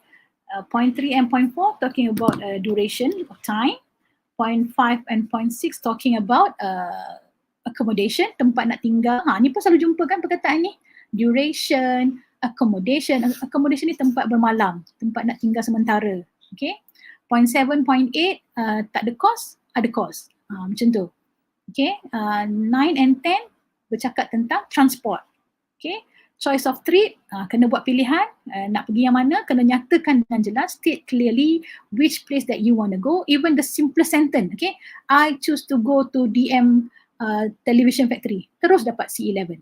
As simple as that. Ataupun katakanlah tak boleh buat ayat. Jangan guna choice. I choose DM Television Factory. Terus dapat C11. Okay, sebab awak dah menyatakan clearly dan dia tu sampai kepada pemeriksa. Pemeriksa faham apa yang awak nak cakap. Okay. Number 12, one thing students will learn. Ni yang saya cakap tadi ni, must be something to do, something related to education. Okay, so inilah yang dicadangkan. Okay, cara menjawab. But, saya nak cerita juga. Ada pelajar yang tanya saya, okay, can we write, okay, mentioning only the first, kita tengok yang tadi, okay, can I write, okay, only about DM Television Factory first, finish about DM Television Factory, then I write about SLT Plantation. Boleh ke tak boleh? Boleh ke tak boleh? Yes, you can, but it will be difficult for you when you want to compare, because the idea of this question is to see how you compare. Okay, when you choose a place, you need to tell the examiner why are you choosing this place. Contohnya, you pilih DM Television. Why? Because it is only 2 kilometers away. You don't need longer time to go there, right? Nak sampai ke tempat tu. Whereas SLT Plantation, of course, it will take hours to reach. So lebih senang kalau you write from the same point, comparekan terus. Lebih mudah. Tapi tak salah I'm not saying it is wrong for you to write this one first, habiskan cerita, then baru continue this one, then the third or fourth paragraph baru awak pilih, baru awak ceritakan kenapa awak pilih yang ni. Pun boleh juga. So it depends on how you organize, how you plan your writing. Remember, you only have 45 minutes for this question. Do not write more than that because you will lose time for continuous writing. Okay, remember continuous writing 50 marks kan, lagi besar pada markah ni. So you have to know, you have to manage your time properly. Okay, alright, now let us continue. Kita dah berhenti sampai format 2 tadi kan. Okay, now content. Sekarang kita masuk content pula. Right, okay. Kat sini saya dah buat analisis kan kat sini. Okay, not only that, so this is a linker. Okay, dibenarkan. Okay, we only need, okay, not only that ni selalunya digunakan untuk comparison lah. Bukan itu sahaja. So memang sangat sesuai untuk menunjukkan perbandingan, perbezaan. Okay, comparison, comparing something.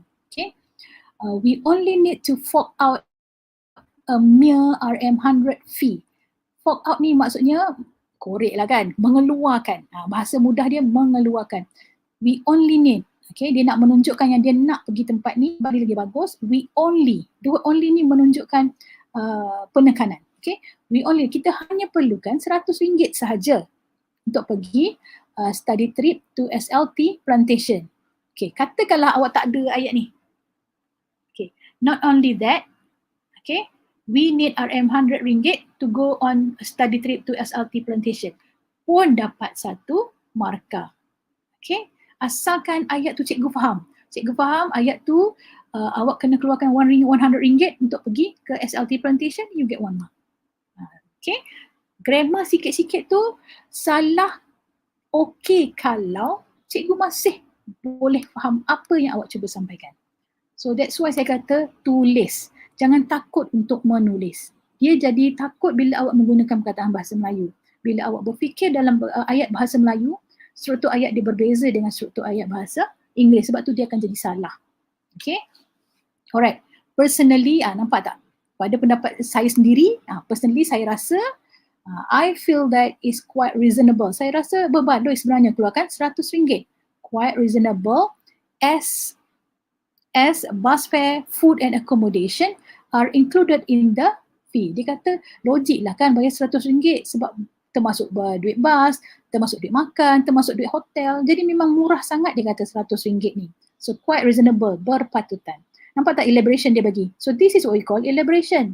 Ini point tadi kan? Ini point kita RM100 je. Tapi dia bagi kenapa? Kenapa dia kata RM100 ni okey? Sebabnya inilah, dia kata sebab RM100 ni dah cover semua. So okey lah dia kata.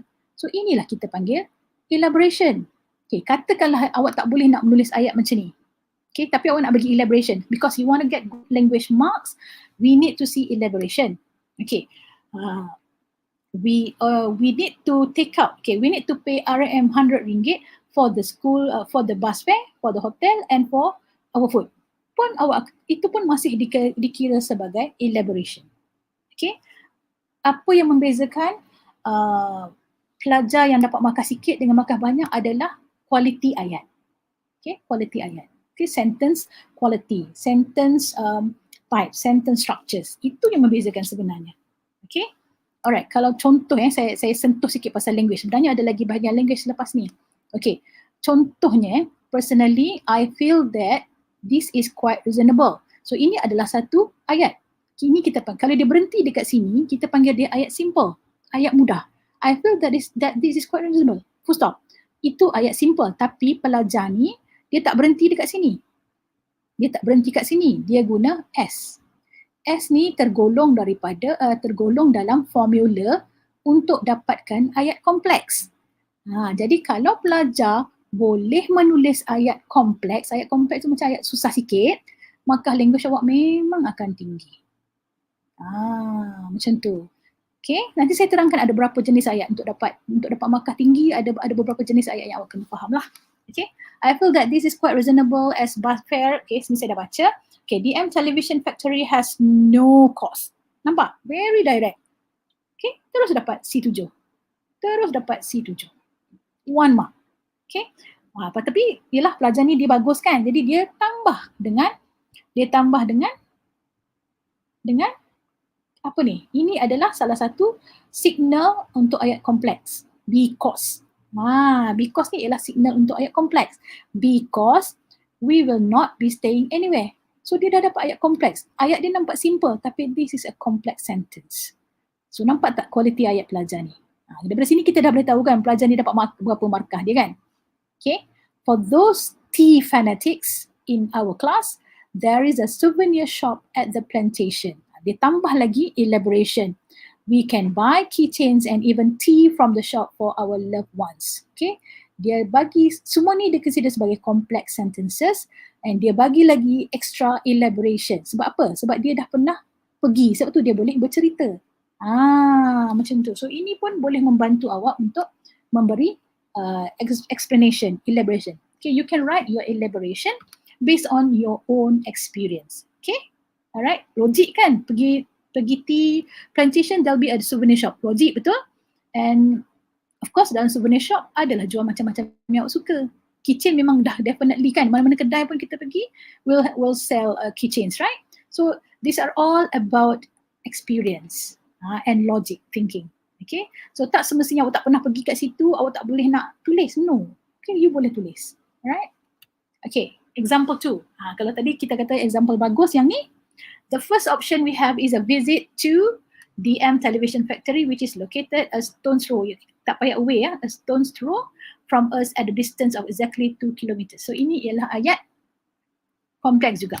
Okay, which ni pun ialah clue kepada ayat kompleks. Tapi nampak tak? Faham tak apa dia cakap? Okay, DM Television Factory located a stone throw from us at a distance of exactly 2 km. Stone throw ni maksudnya sangat dekat. Okay, so that's why dia dapat C1. 2 km ni. Okay, how long would the trip be? You ask. Okay, ini boleh untuk konteks soalan ni sebab dia kata kepada classmate kan, memang kita cakap dengan kawan-kawan macam ni kan. So how long would the trip be? You ask. Okay, an excellent question. It is only a day trip. Pun boleh juga tulis. Tengok tak? Dapat 1 markah. It is only a day trip. Terus dapat 1 markah. Sebab apa cikgu faham? Kan? Okay. We would leave before the crack of dawn and arrive back at school only where there is no more light in the sky. Dia kata kita keluar waktu gelap, kita balik pun gelap. Tu je maksud dia ayat ni. Okay? Alright, next. Okay, sekarang ni contoh yang sederhana pula. Okay? Linker. Nampak tak pelajar ni dia mulakan paragraf dia dengan linker. In addition to that, the duration of our trip to SLT plantation will be 2 days and 1 night. Ayat dia straightforward. Nak pergi situ, ambil 2 hari, 1 malam. Dapat 1 markah. This is due, sekarang dia bagi elaboration. This is due to the long distance travel. Cukup. Itu pun sudah dianggap sebagai elaboration. Selalunya awak fikirkan apa nak tulis. So sebenarnya elaboration awak tak perlu panjang-panjang pun. Okay. However, I believe that we will be able to bond better during this trip compared to going to the television factory. Dia kata saya pasti walaupun lama kita akan boleh berkenalan dalam bas ke dalam kereta api ke kan sebab lama kan. Okay. This is because the duration of the trip to DM Television Factory is only 1 day. Nampak? Dia bagi clue. 1 day. Okay. Dia kata kat sana tak boleh nak borak-borak lama-lama sebab sehari je.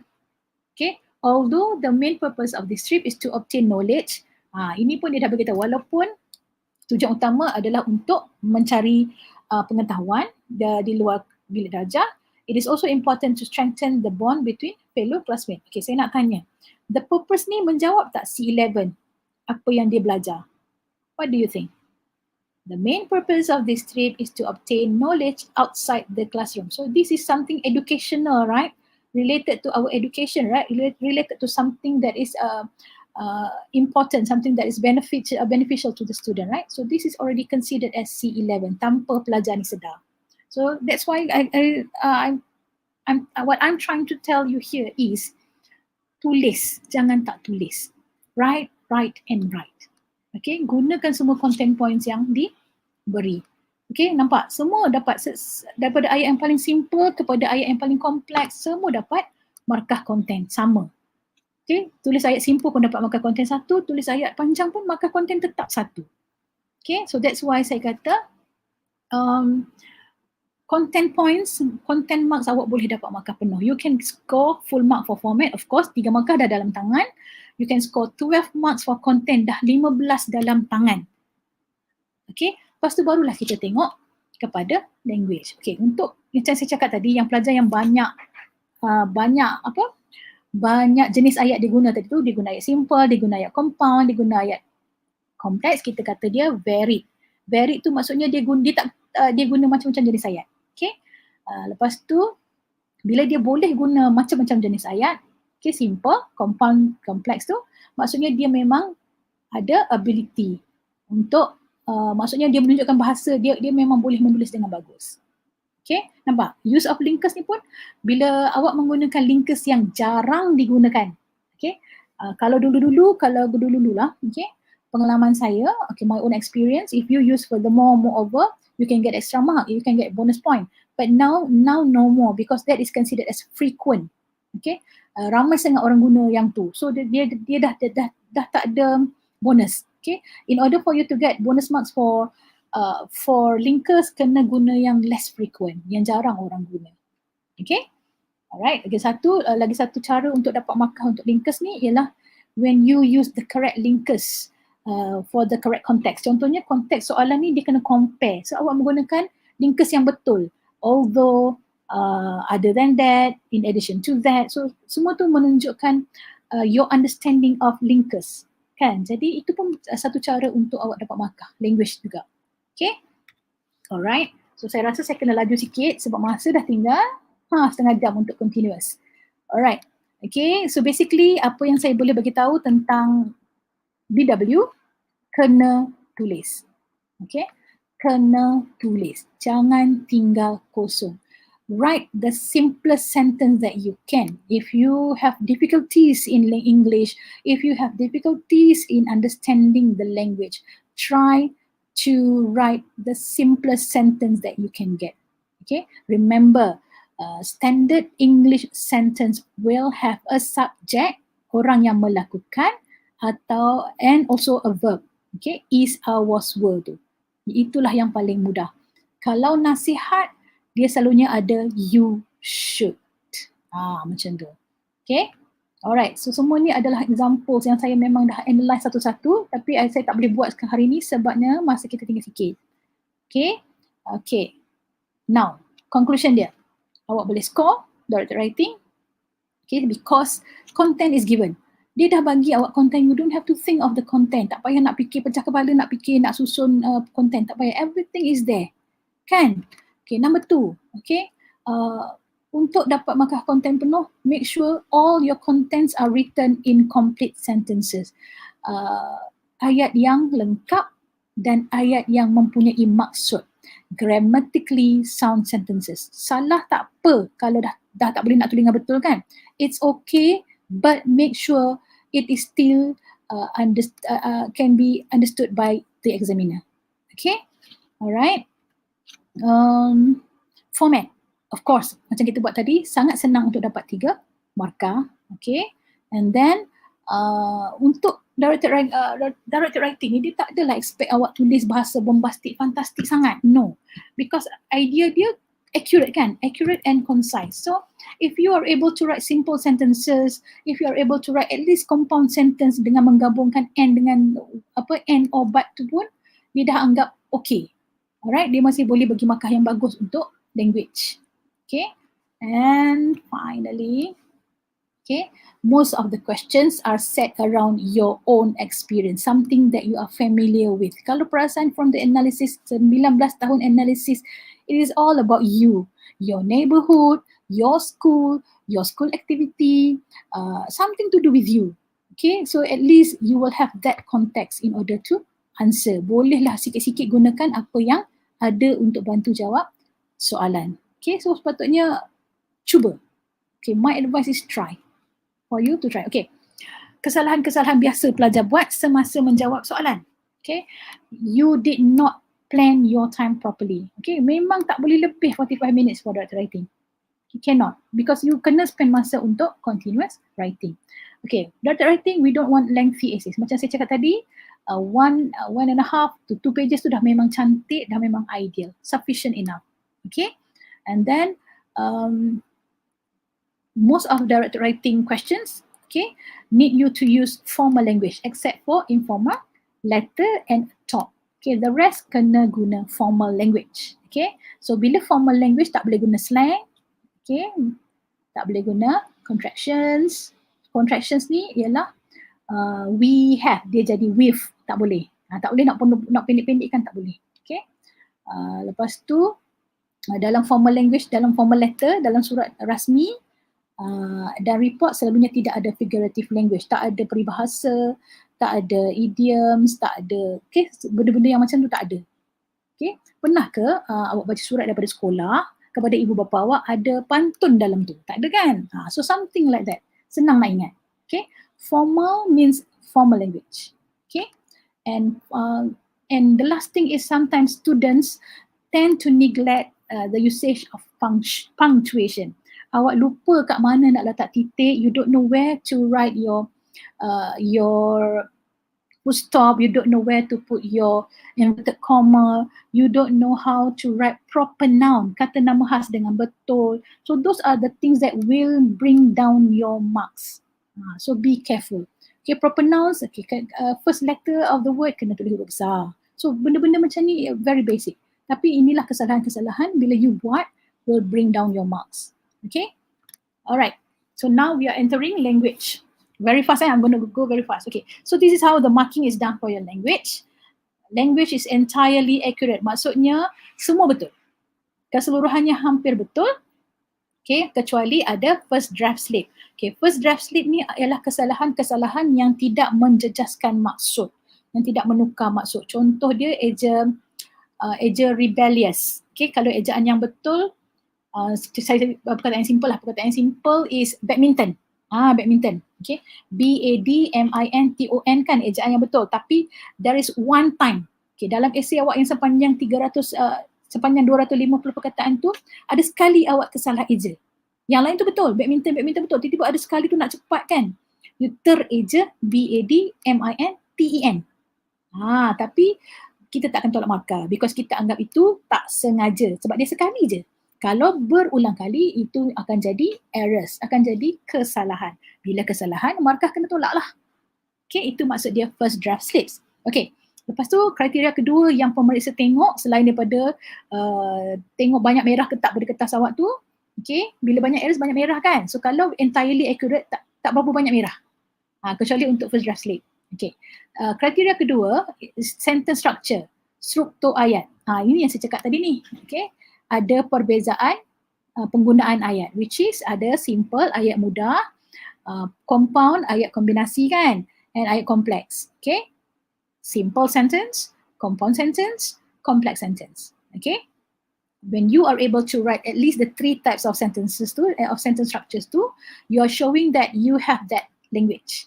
Macam tu. Okay, vocab. Sama juga. If you're able to use correct vocab untuk menggambarkan sesuatu keadaan, sesuatu konteks tu, then you are in this group. You will be given 19 to 20. Okay, contohnya vocabulary ni yang paling senang kita nak detect pelajar tu dia tahu atau tidak tahu, dia bagus atau tidak bagus dalam vocab ni ialah bila penggunaan perkataan very. Semua perkataan awak letak very kat depan. So maksudnya kita tahu you don't have the vocab. That's why you use very. Contohnya very good untuk makanan kan. The food tastes very good. Sebenarnya kita boleh guna dengan replace dengan perkataan delicious. The food is delicious. Something like that. So vocabulary ni kita nak detect senang je. Perkataan very di mana-mana. Macam tu. Okay, adalah lagi kriteria lain kan. I'm just mentioning those yang biasa kita jumpa. Okay, punctuation macam saya cakap tadi. Okay, spelling. Sama juga macam first draft slip ni. Spelling ni kalau selagi dia tidak merubah maksud dan hanya sekali sahaja atau 2 kali sahaja perkataan yang sama, sekali je salah, still consider okay. Tapi kalau lebih dia sudah dianggap sebagai errors.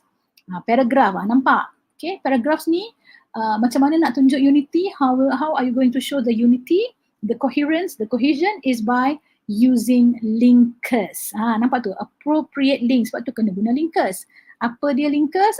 Furthermore, moreover, itu yang biasa. Boleh cari yang lain untuk yang lebih bagus. Okay. And finally, the style and tone. Kenapa the style and tone ni very important? Sebabnya you are supposed to write a formal letter, bunyi formal, tiba-tiba formal letter awak bunyi macam informal letter.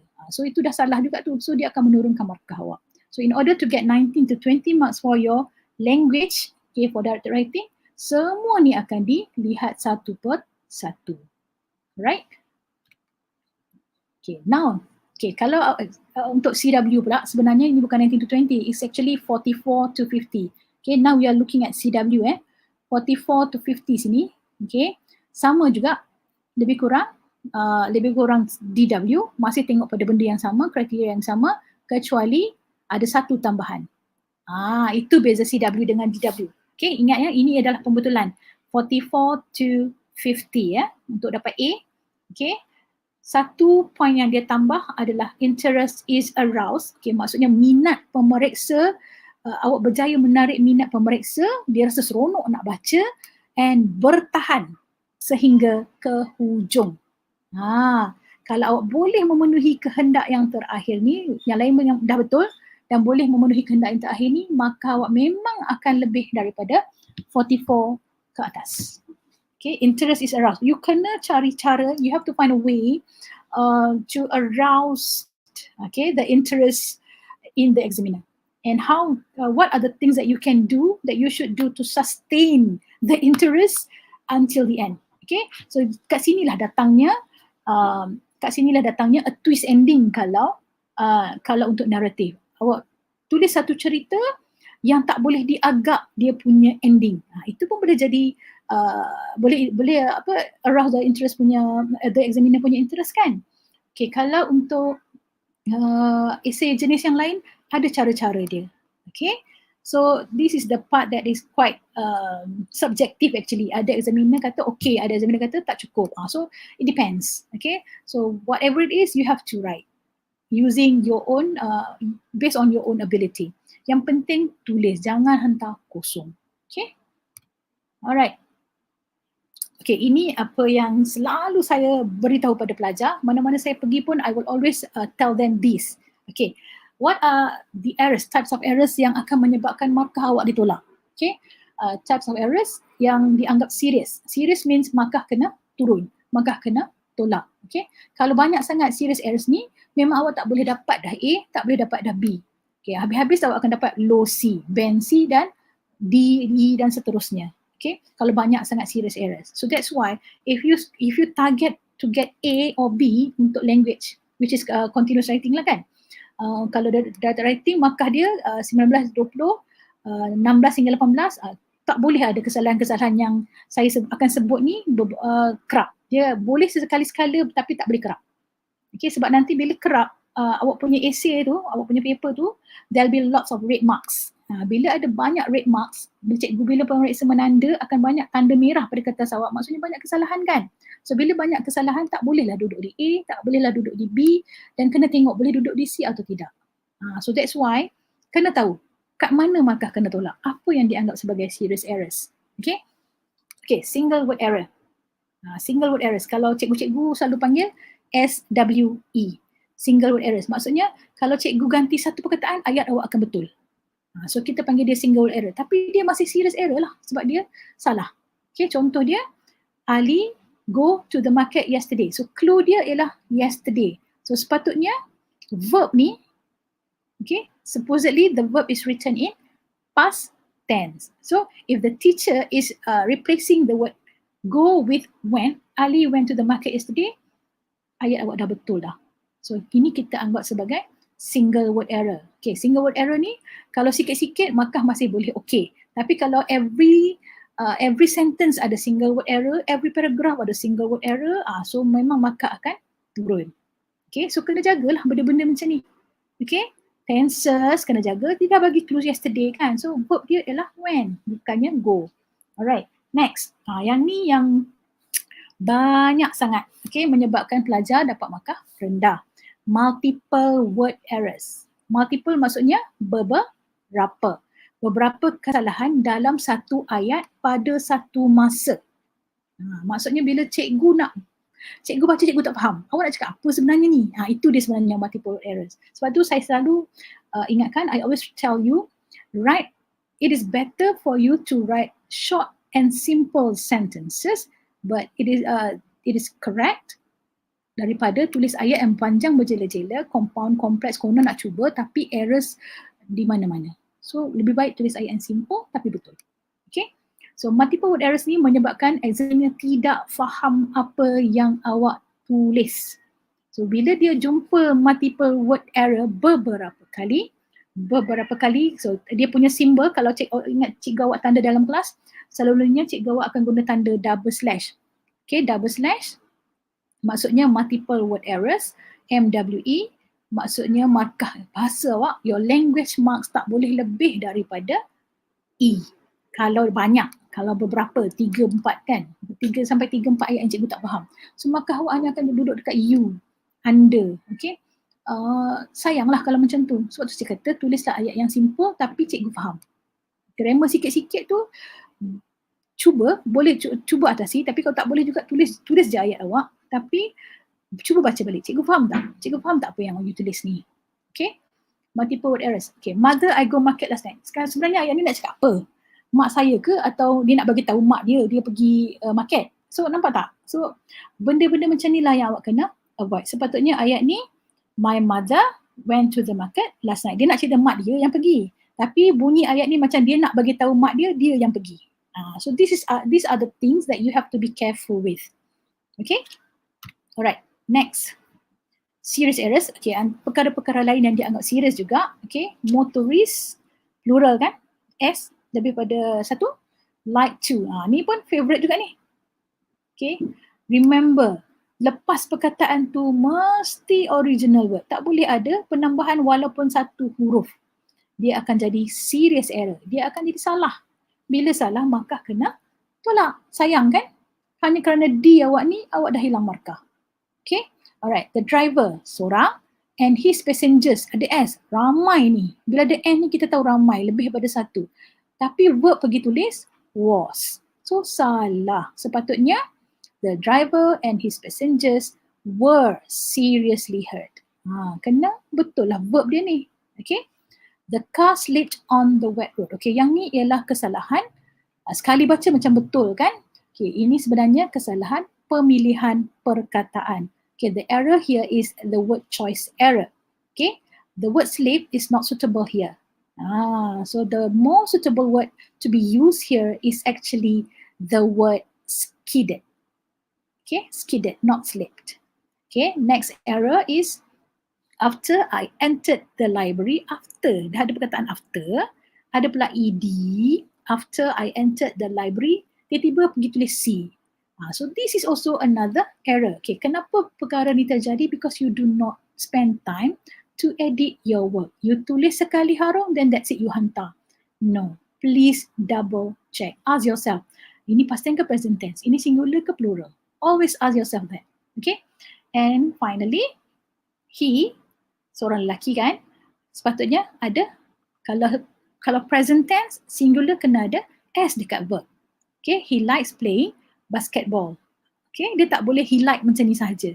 Ataupun kalau past tense pun, he liked, kena ada D. So kena careful, kena bagi tahu. Kena tahu subject verb agreement, singular plural tu, dan kena tahu tenses. Dua perkara yang akan bantu awak improve banyak markah dalam language kalau awak boleh baiki dua perkara ni. Okay, alright. And ni of course lah, selalu kat mana-mana pun bila saya sebut ni orang gelak, tapi sebenarnya betul. Okay, slang dan colloquial expression tidak boleh ditulis dalam continuous ataupun directed writing. Dua-dua tak boleh terima dua-dua ni. Okay, slang and colloquial expression, especially okay, if you are writing using American English, boleh. Siapa kata tak boleh? Boleh. But ada but dia. Okay, you have to write the whole thing in American. Tak boleh campurlah dengan British sebab dia akan jadi salah. Ejaan berbeza, cara eja perkataan berbeza. Kan, British dengan American. So if you want to write in American, make sure you write everything in American. Kalau tidak, yang mana yang perkataan dalam British tu dia akan jadi errors. Sayang sangat. Okay, so you decide. If you know how to write better in British, please use British English because you have been taught in British, kan? So gunalah British English, okay?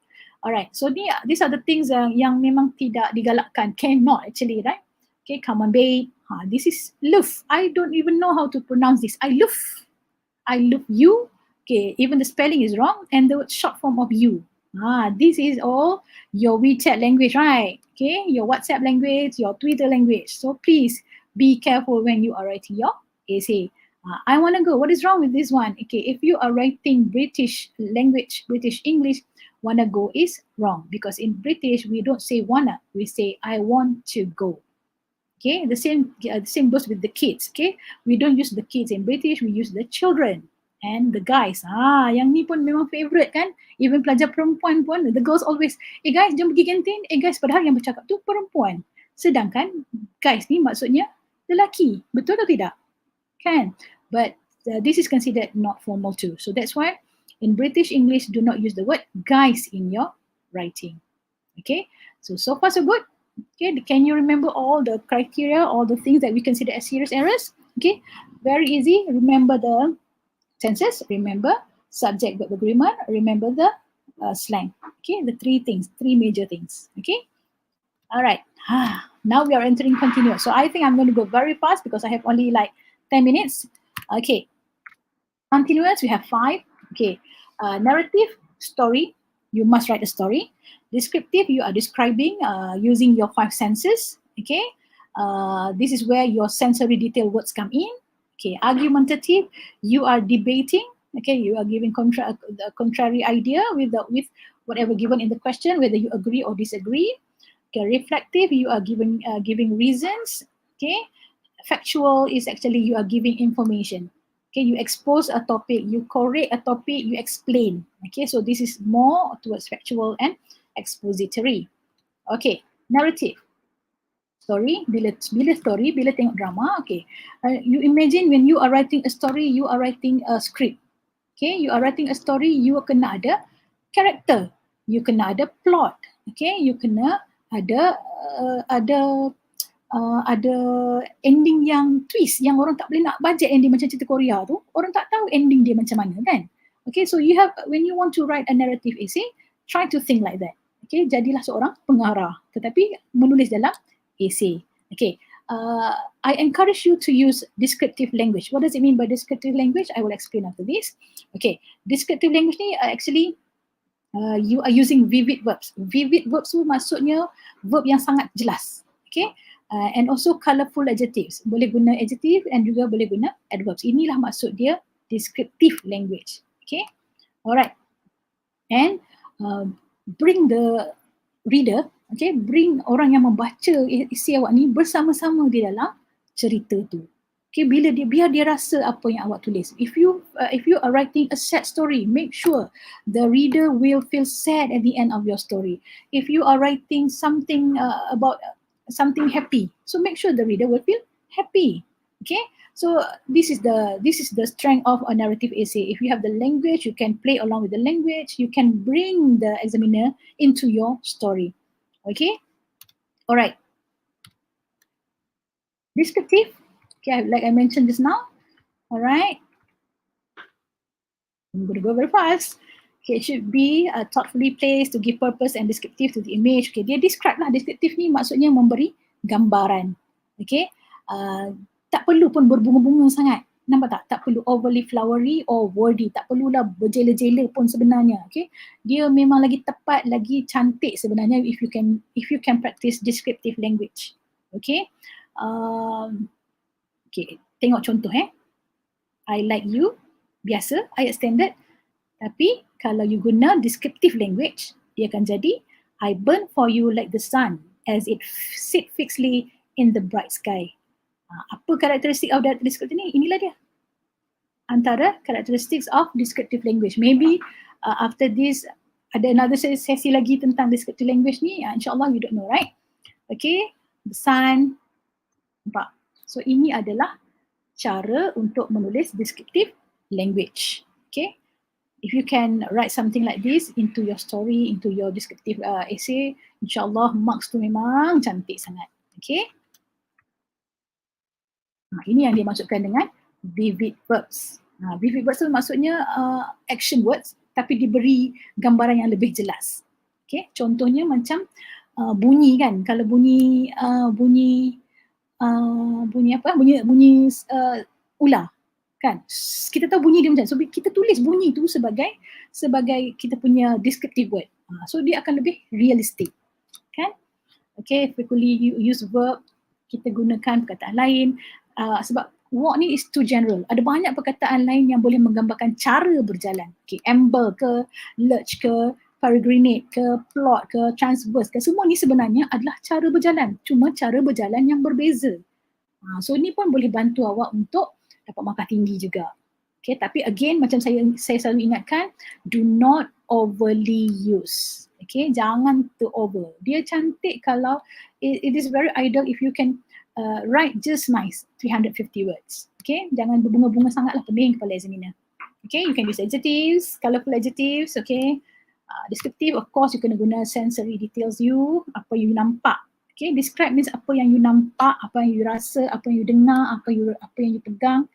Okay, all the five senses. Okay, and most of the time if you want to score for descriptive writing, you kena bezakan, you need to know how to write show and tell sentences. Apa dia maksud show, apa dia maksud tell, inilah dia. Okay, tell. My brother was feeling stressful. Itu maksud dia very direct kan? My brother was feeling very stressful. Cukup. Faham? Saya faham, awak faham. That's it. Okay. Tapi kalau you nak dapat markah lebih tinggi, you boleh describe apa keadaan yang stres tu. Apa maksud stres tu? Macam mana keadaan stres abang awak tu? My brother was fidgeting and biting his nail. Oh, dia tengah gigit kuku. Oh, he could not see, dia duduk tak diam. Dia asyik berbunyi. Mata dia nampak tajam. So, dia describe apa yang dia nampak. Itulah maksud dia show. Okay, ini tell. Tell is secara umum, tapi show ialah bila awak menceritakan secara detail. Okay? Alright. Banyak lagi sebenarnya benda yang ada di dalam ni, cuma saya rasa masa kita sangat terhad. Okay, reflective writing sebenarnya lebih kepada kita memberi tahu information. We share information. Okay, we share our thoughts, we share our reasoning. Okay, sometimes it can be real, sometimes it can be only an imagination. Okay, sometimes it can be an interaction, sometimes it can be about feeling. So it depends on the question, how to reflect on the question. Okay, usually you will write in the first person point of view. Kita guna perkataan you kan, itu keyword dia. Okay, apa itu reflective writing? Personal thoughts, the way you explore your learning, respond to new information, opportunity to gain knowledge. Okay, dia tidak dianggap reflektif bila awak memberi arahan, awak bergaduh, argue.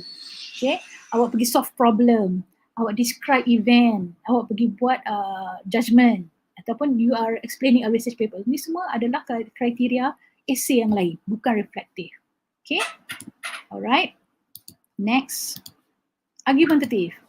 Okay, this one is focusing on the contrast of ideas. Indirect way, yang paling senang nak faham konsep dia, almost like a debate. Okay, you are given a statement, okay, you kena pilih, you agree or you disagree. Okay, lepas tu bila you agree on something, of course you have to support, right? Of course you have to give a strong support. Okay, dia tak semestinya kena bagi numbers, kena bagi percentage, kena bagi data. No, sometimes a valid argument is when you can reason secara kuat. Okay, solid argument. Orang tak boleh kata salah. Mana ada, tak ada. Bila orang dengar apa cakap, betul apa dia cakap. So people will agree with you. Itu maksudnya valid argument. Okay. You are given a choice, you have to choose. Alright. And finally, expository, factual. Okay, expository / factual. Okay, expository comes from the word expose. Okay, sama juga macam information. Kita nak expose information, kan? Alright. Selalunya bila kita tulis expository ni ataupun factual ni, dia lebih senang pada orang yang tidak boleh menulis story. Sebab dia language dia very straightforward. Okay, sangat clear, sangat jelas. Okay, sebab kerja awak hanyalah untuk memberi penjelasan. tanpa meminta pendapat ataupun awak nak suruh orang argue balik dengan awak, tak ada. Okay, expository ni awak hanya bercerita, menceritakan tentang sesuatu. You are sharing new information with your readers. Okay, selalunya dah ditulis dalam third person point of view. Okay, so I think I have to stop now. It is already sharp 12. Maybe if we have a chance next time, we will continue with the analysis of the questions for continuous writing. Okay, I hope I have given you enough idea, enough information, enough tips to help you answer paper 1. Okay, my advice is to keep on writing. Okay, read the question carefully, trust yourself, believe in yourself, and start writing. Inshallah, you will do best. You will do good in your SPM. Okay, I think that's all from me. Over to you, Azlina. Okay, thank you very much to our speaker, Cikgu Che Suriyati binti Che Awang from SMK Tapak Indah. Thank you so much for sharing your knowledge and experience in helping the Form 5 students to answer paper 1, okay, English. I would like to open for question and answer session. If you have any question, you can type in the comment. Okay, while waiting for your question, okay, I will recap a bit of the important things that you need to remember when answering paper 1. Okay, so paper 1, there are 2 sections, section A and section B. So for section A, directed writing, you need to know the format. Okay, because there are marks for format, you only need to know 5 types of directed writing: article. Okay, any question? No question? Okay, you need to identify the keywords when you read the question and use the keywords in your essay. Okay, so spend only 45 minutes for directed writing and 1 hour for continuous writing. All right, if there's no question, we will end our session here. I would like to, on behalf of Sektor Pelajaran PPD Keramat, I would like to thank our speaker for this session. Okay, thank you, Puan Che Suriyati. Thank you also to all the students, teachers and parents who joined this seminar. All right. Don't forget to scan the QR code. Okay. And to give your feedback. And don't forget to subscribe our Pembelajaran Keramat YouTube. There's a question there. Oh, sorry. There's a question. Okay. Teacher, if student lemah, which paper? Okay, if student lemah, actually there are sections that can help you sebenarnya. Okay, number 1 is information transfer. Okay, you kena belajar untuk score that question, 10 marks. You can pay attention to section C, reading comprehension and summary. That one is 25 marks. So you, section C campur dengan information transfer dah jadi 35 marks kan. Okay, novel you try to answer, dapat 5 markah pun you dah dapat 40 marks from your paper 2. So the rest, if you want to pass, you just need to answer direct writing sikit, score dapat 20 marks, continuous try jawab dapat 10 pun, you dah already dapat markah yang bagus dah sebenarnya untuk SPM. Okay, so fokus pada sections, bukan pada paper. Okay? Okay, another question. Section C, how? Section C, okay, continuous, okay, section C is reading comprehension and summary, right? Okay, if you watch my previous video, I did touch on summary in detail. Maybe you can go back to that video. But for section C, there's always clues in the questions. There's always keywords in the question that can direct you to the answer. Okay, even the instruction in paragraph 4, in paragraph 3 itself is actually a clue for you to find the answer. There's always clues in the question that can help you to identify the answers. Okay, and number 2, please remember reading comprehension, give short answers. Okay. Okay, any more questions? Thank you everybody. Okay, Thank you. I hope this seminar helps all of you to answer the question. Okay, thank you again on behalf of Sektor Pelajaran PPD Keramat. All right, thank you everyone. Bye. Don't forget to scan the QR code.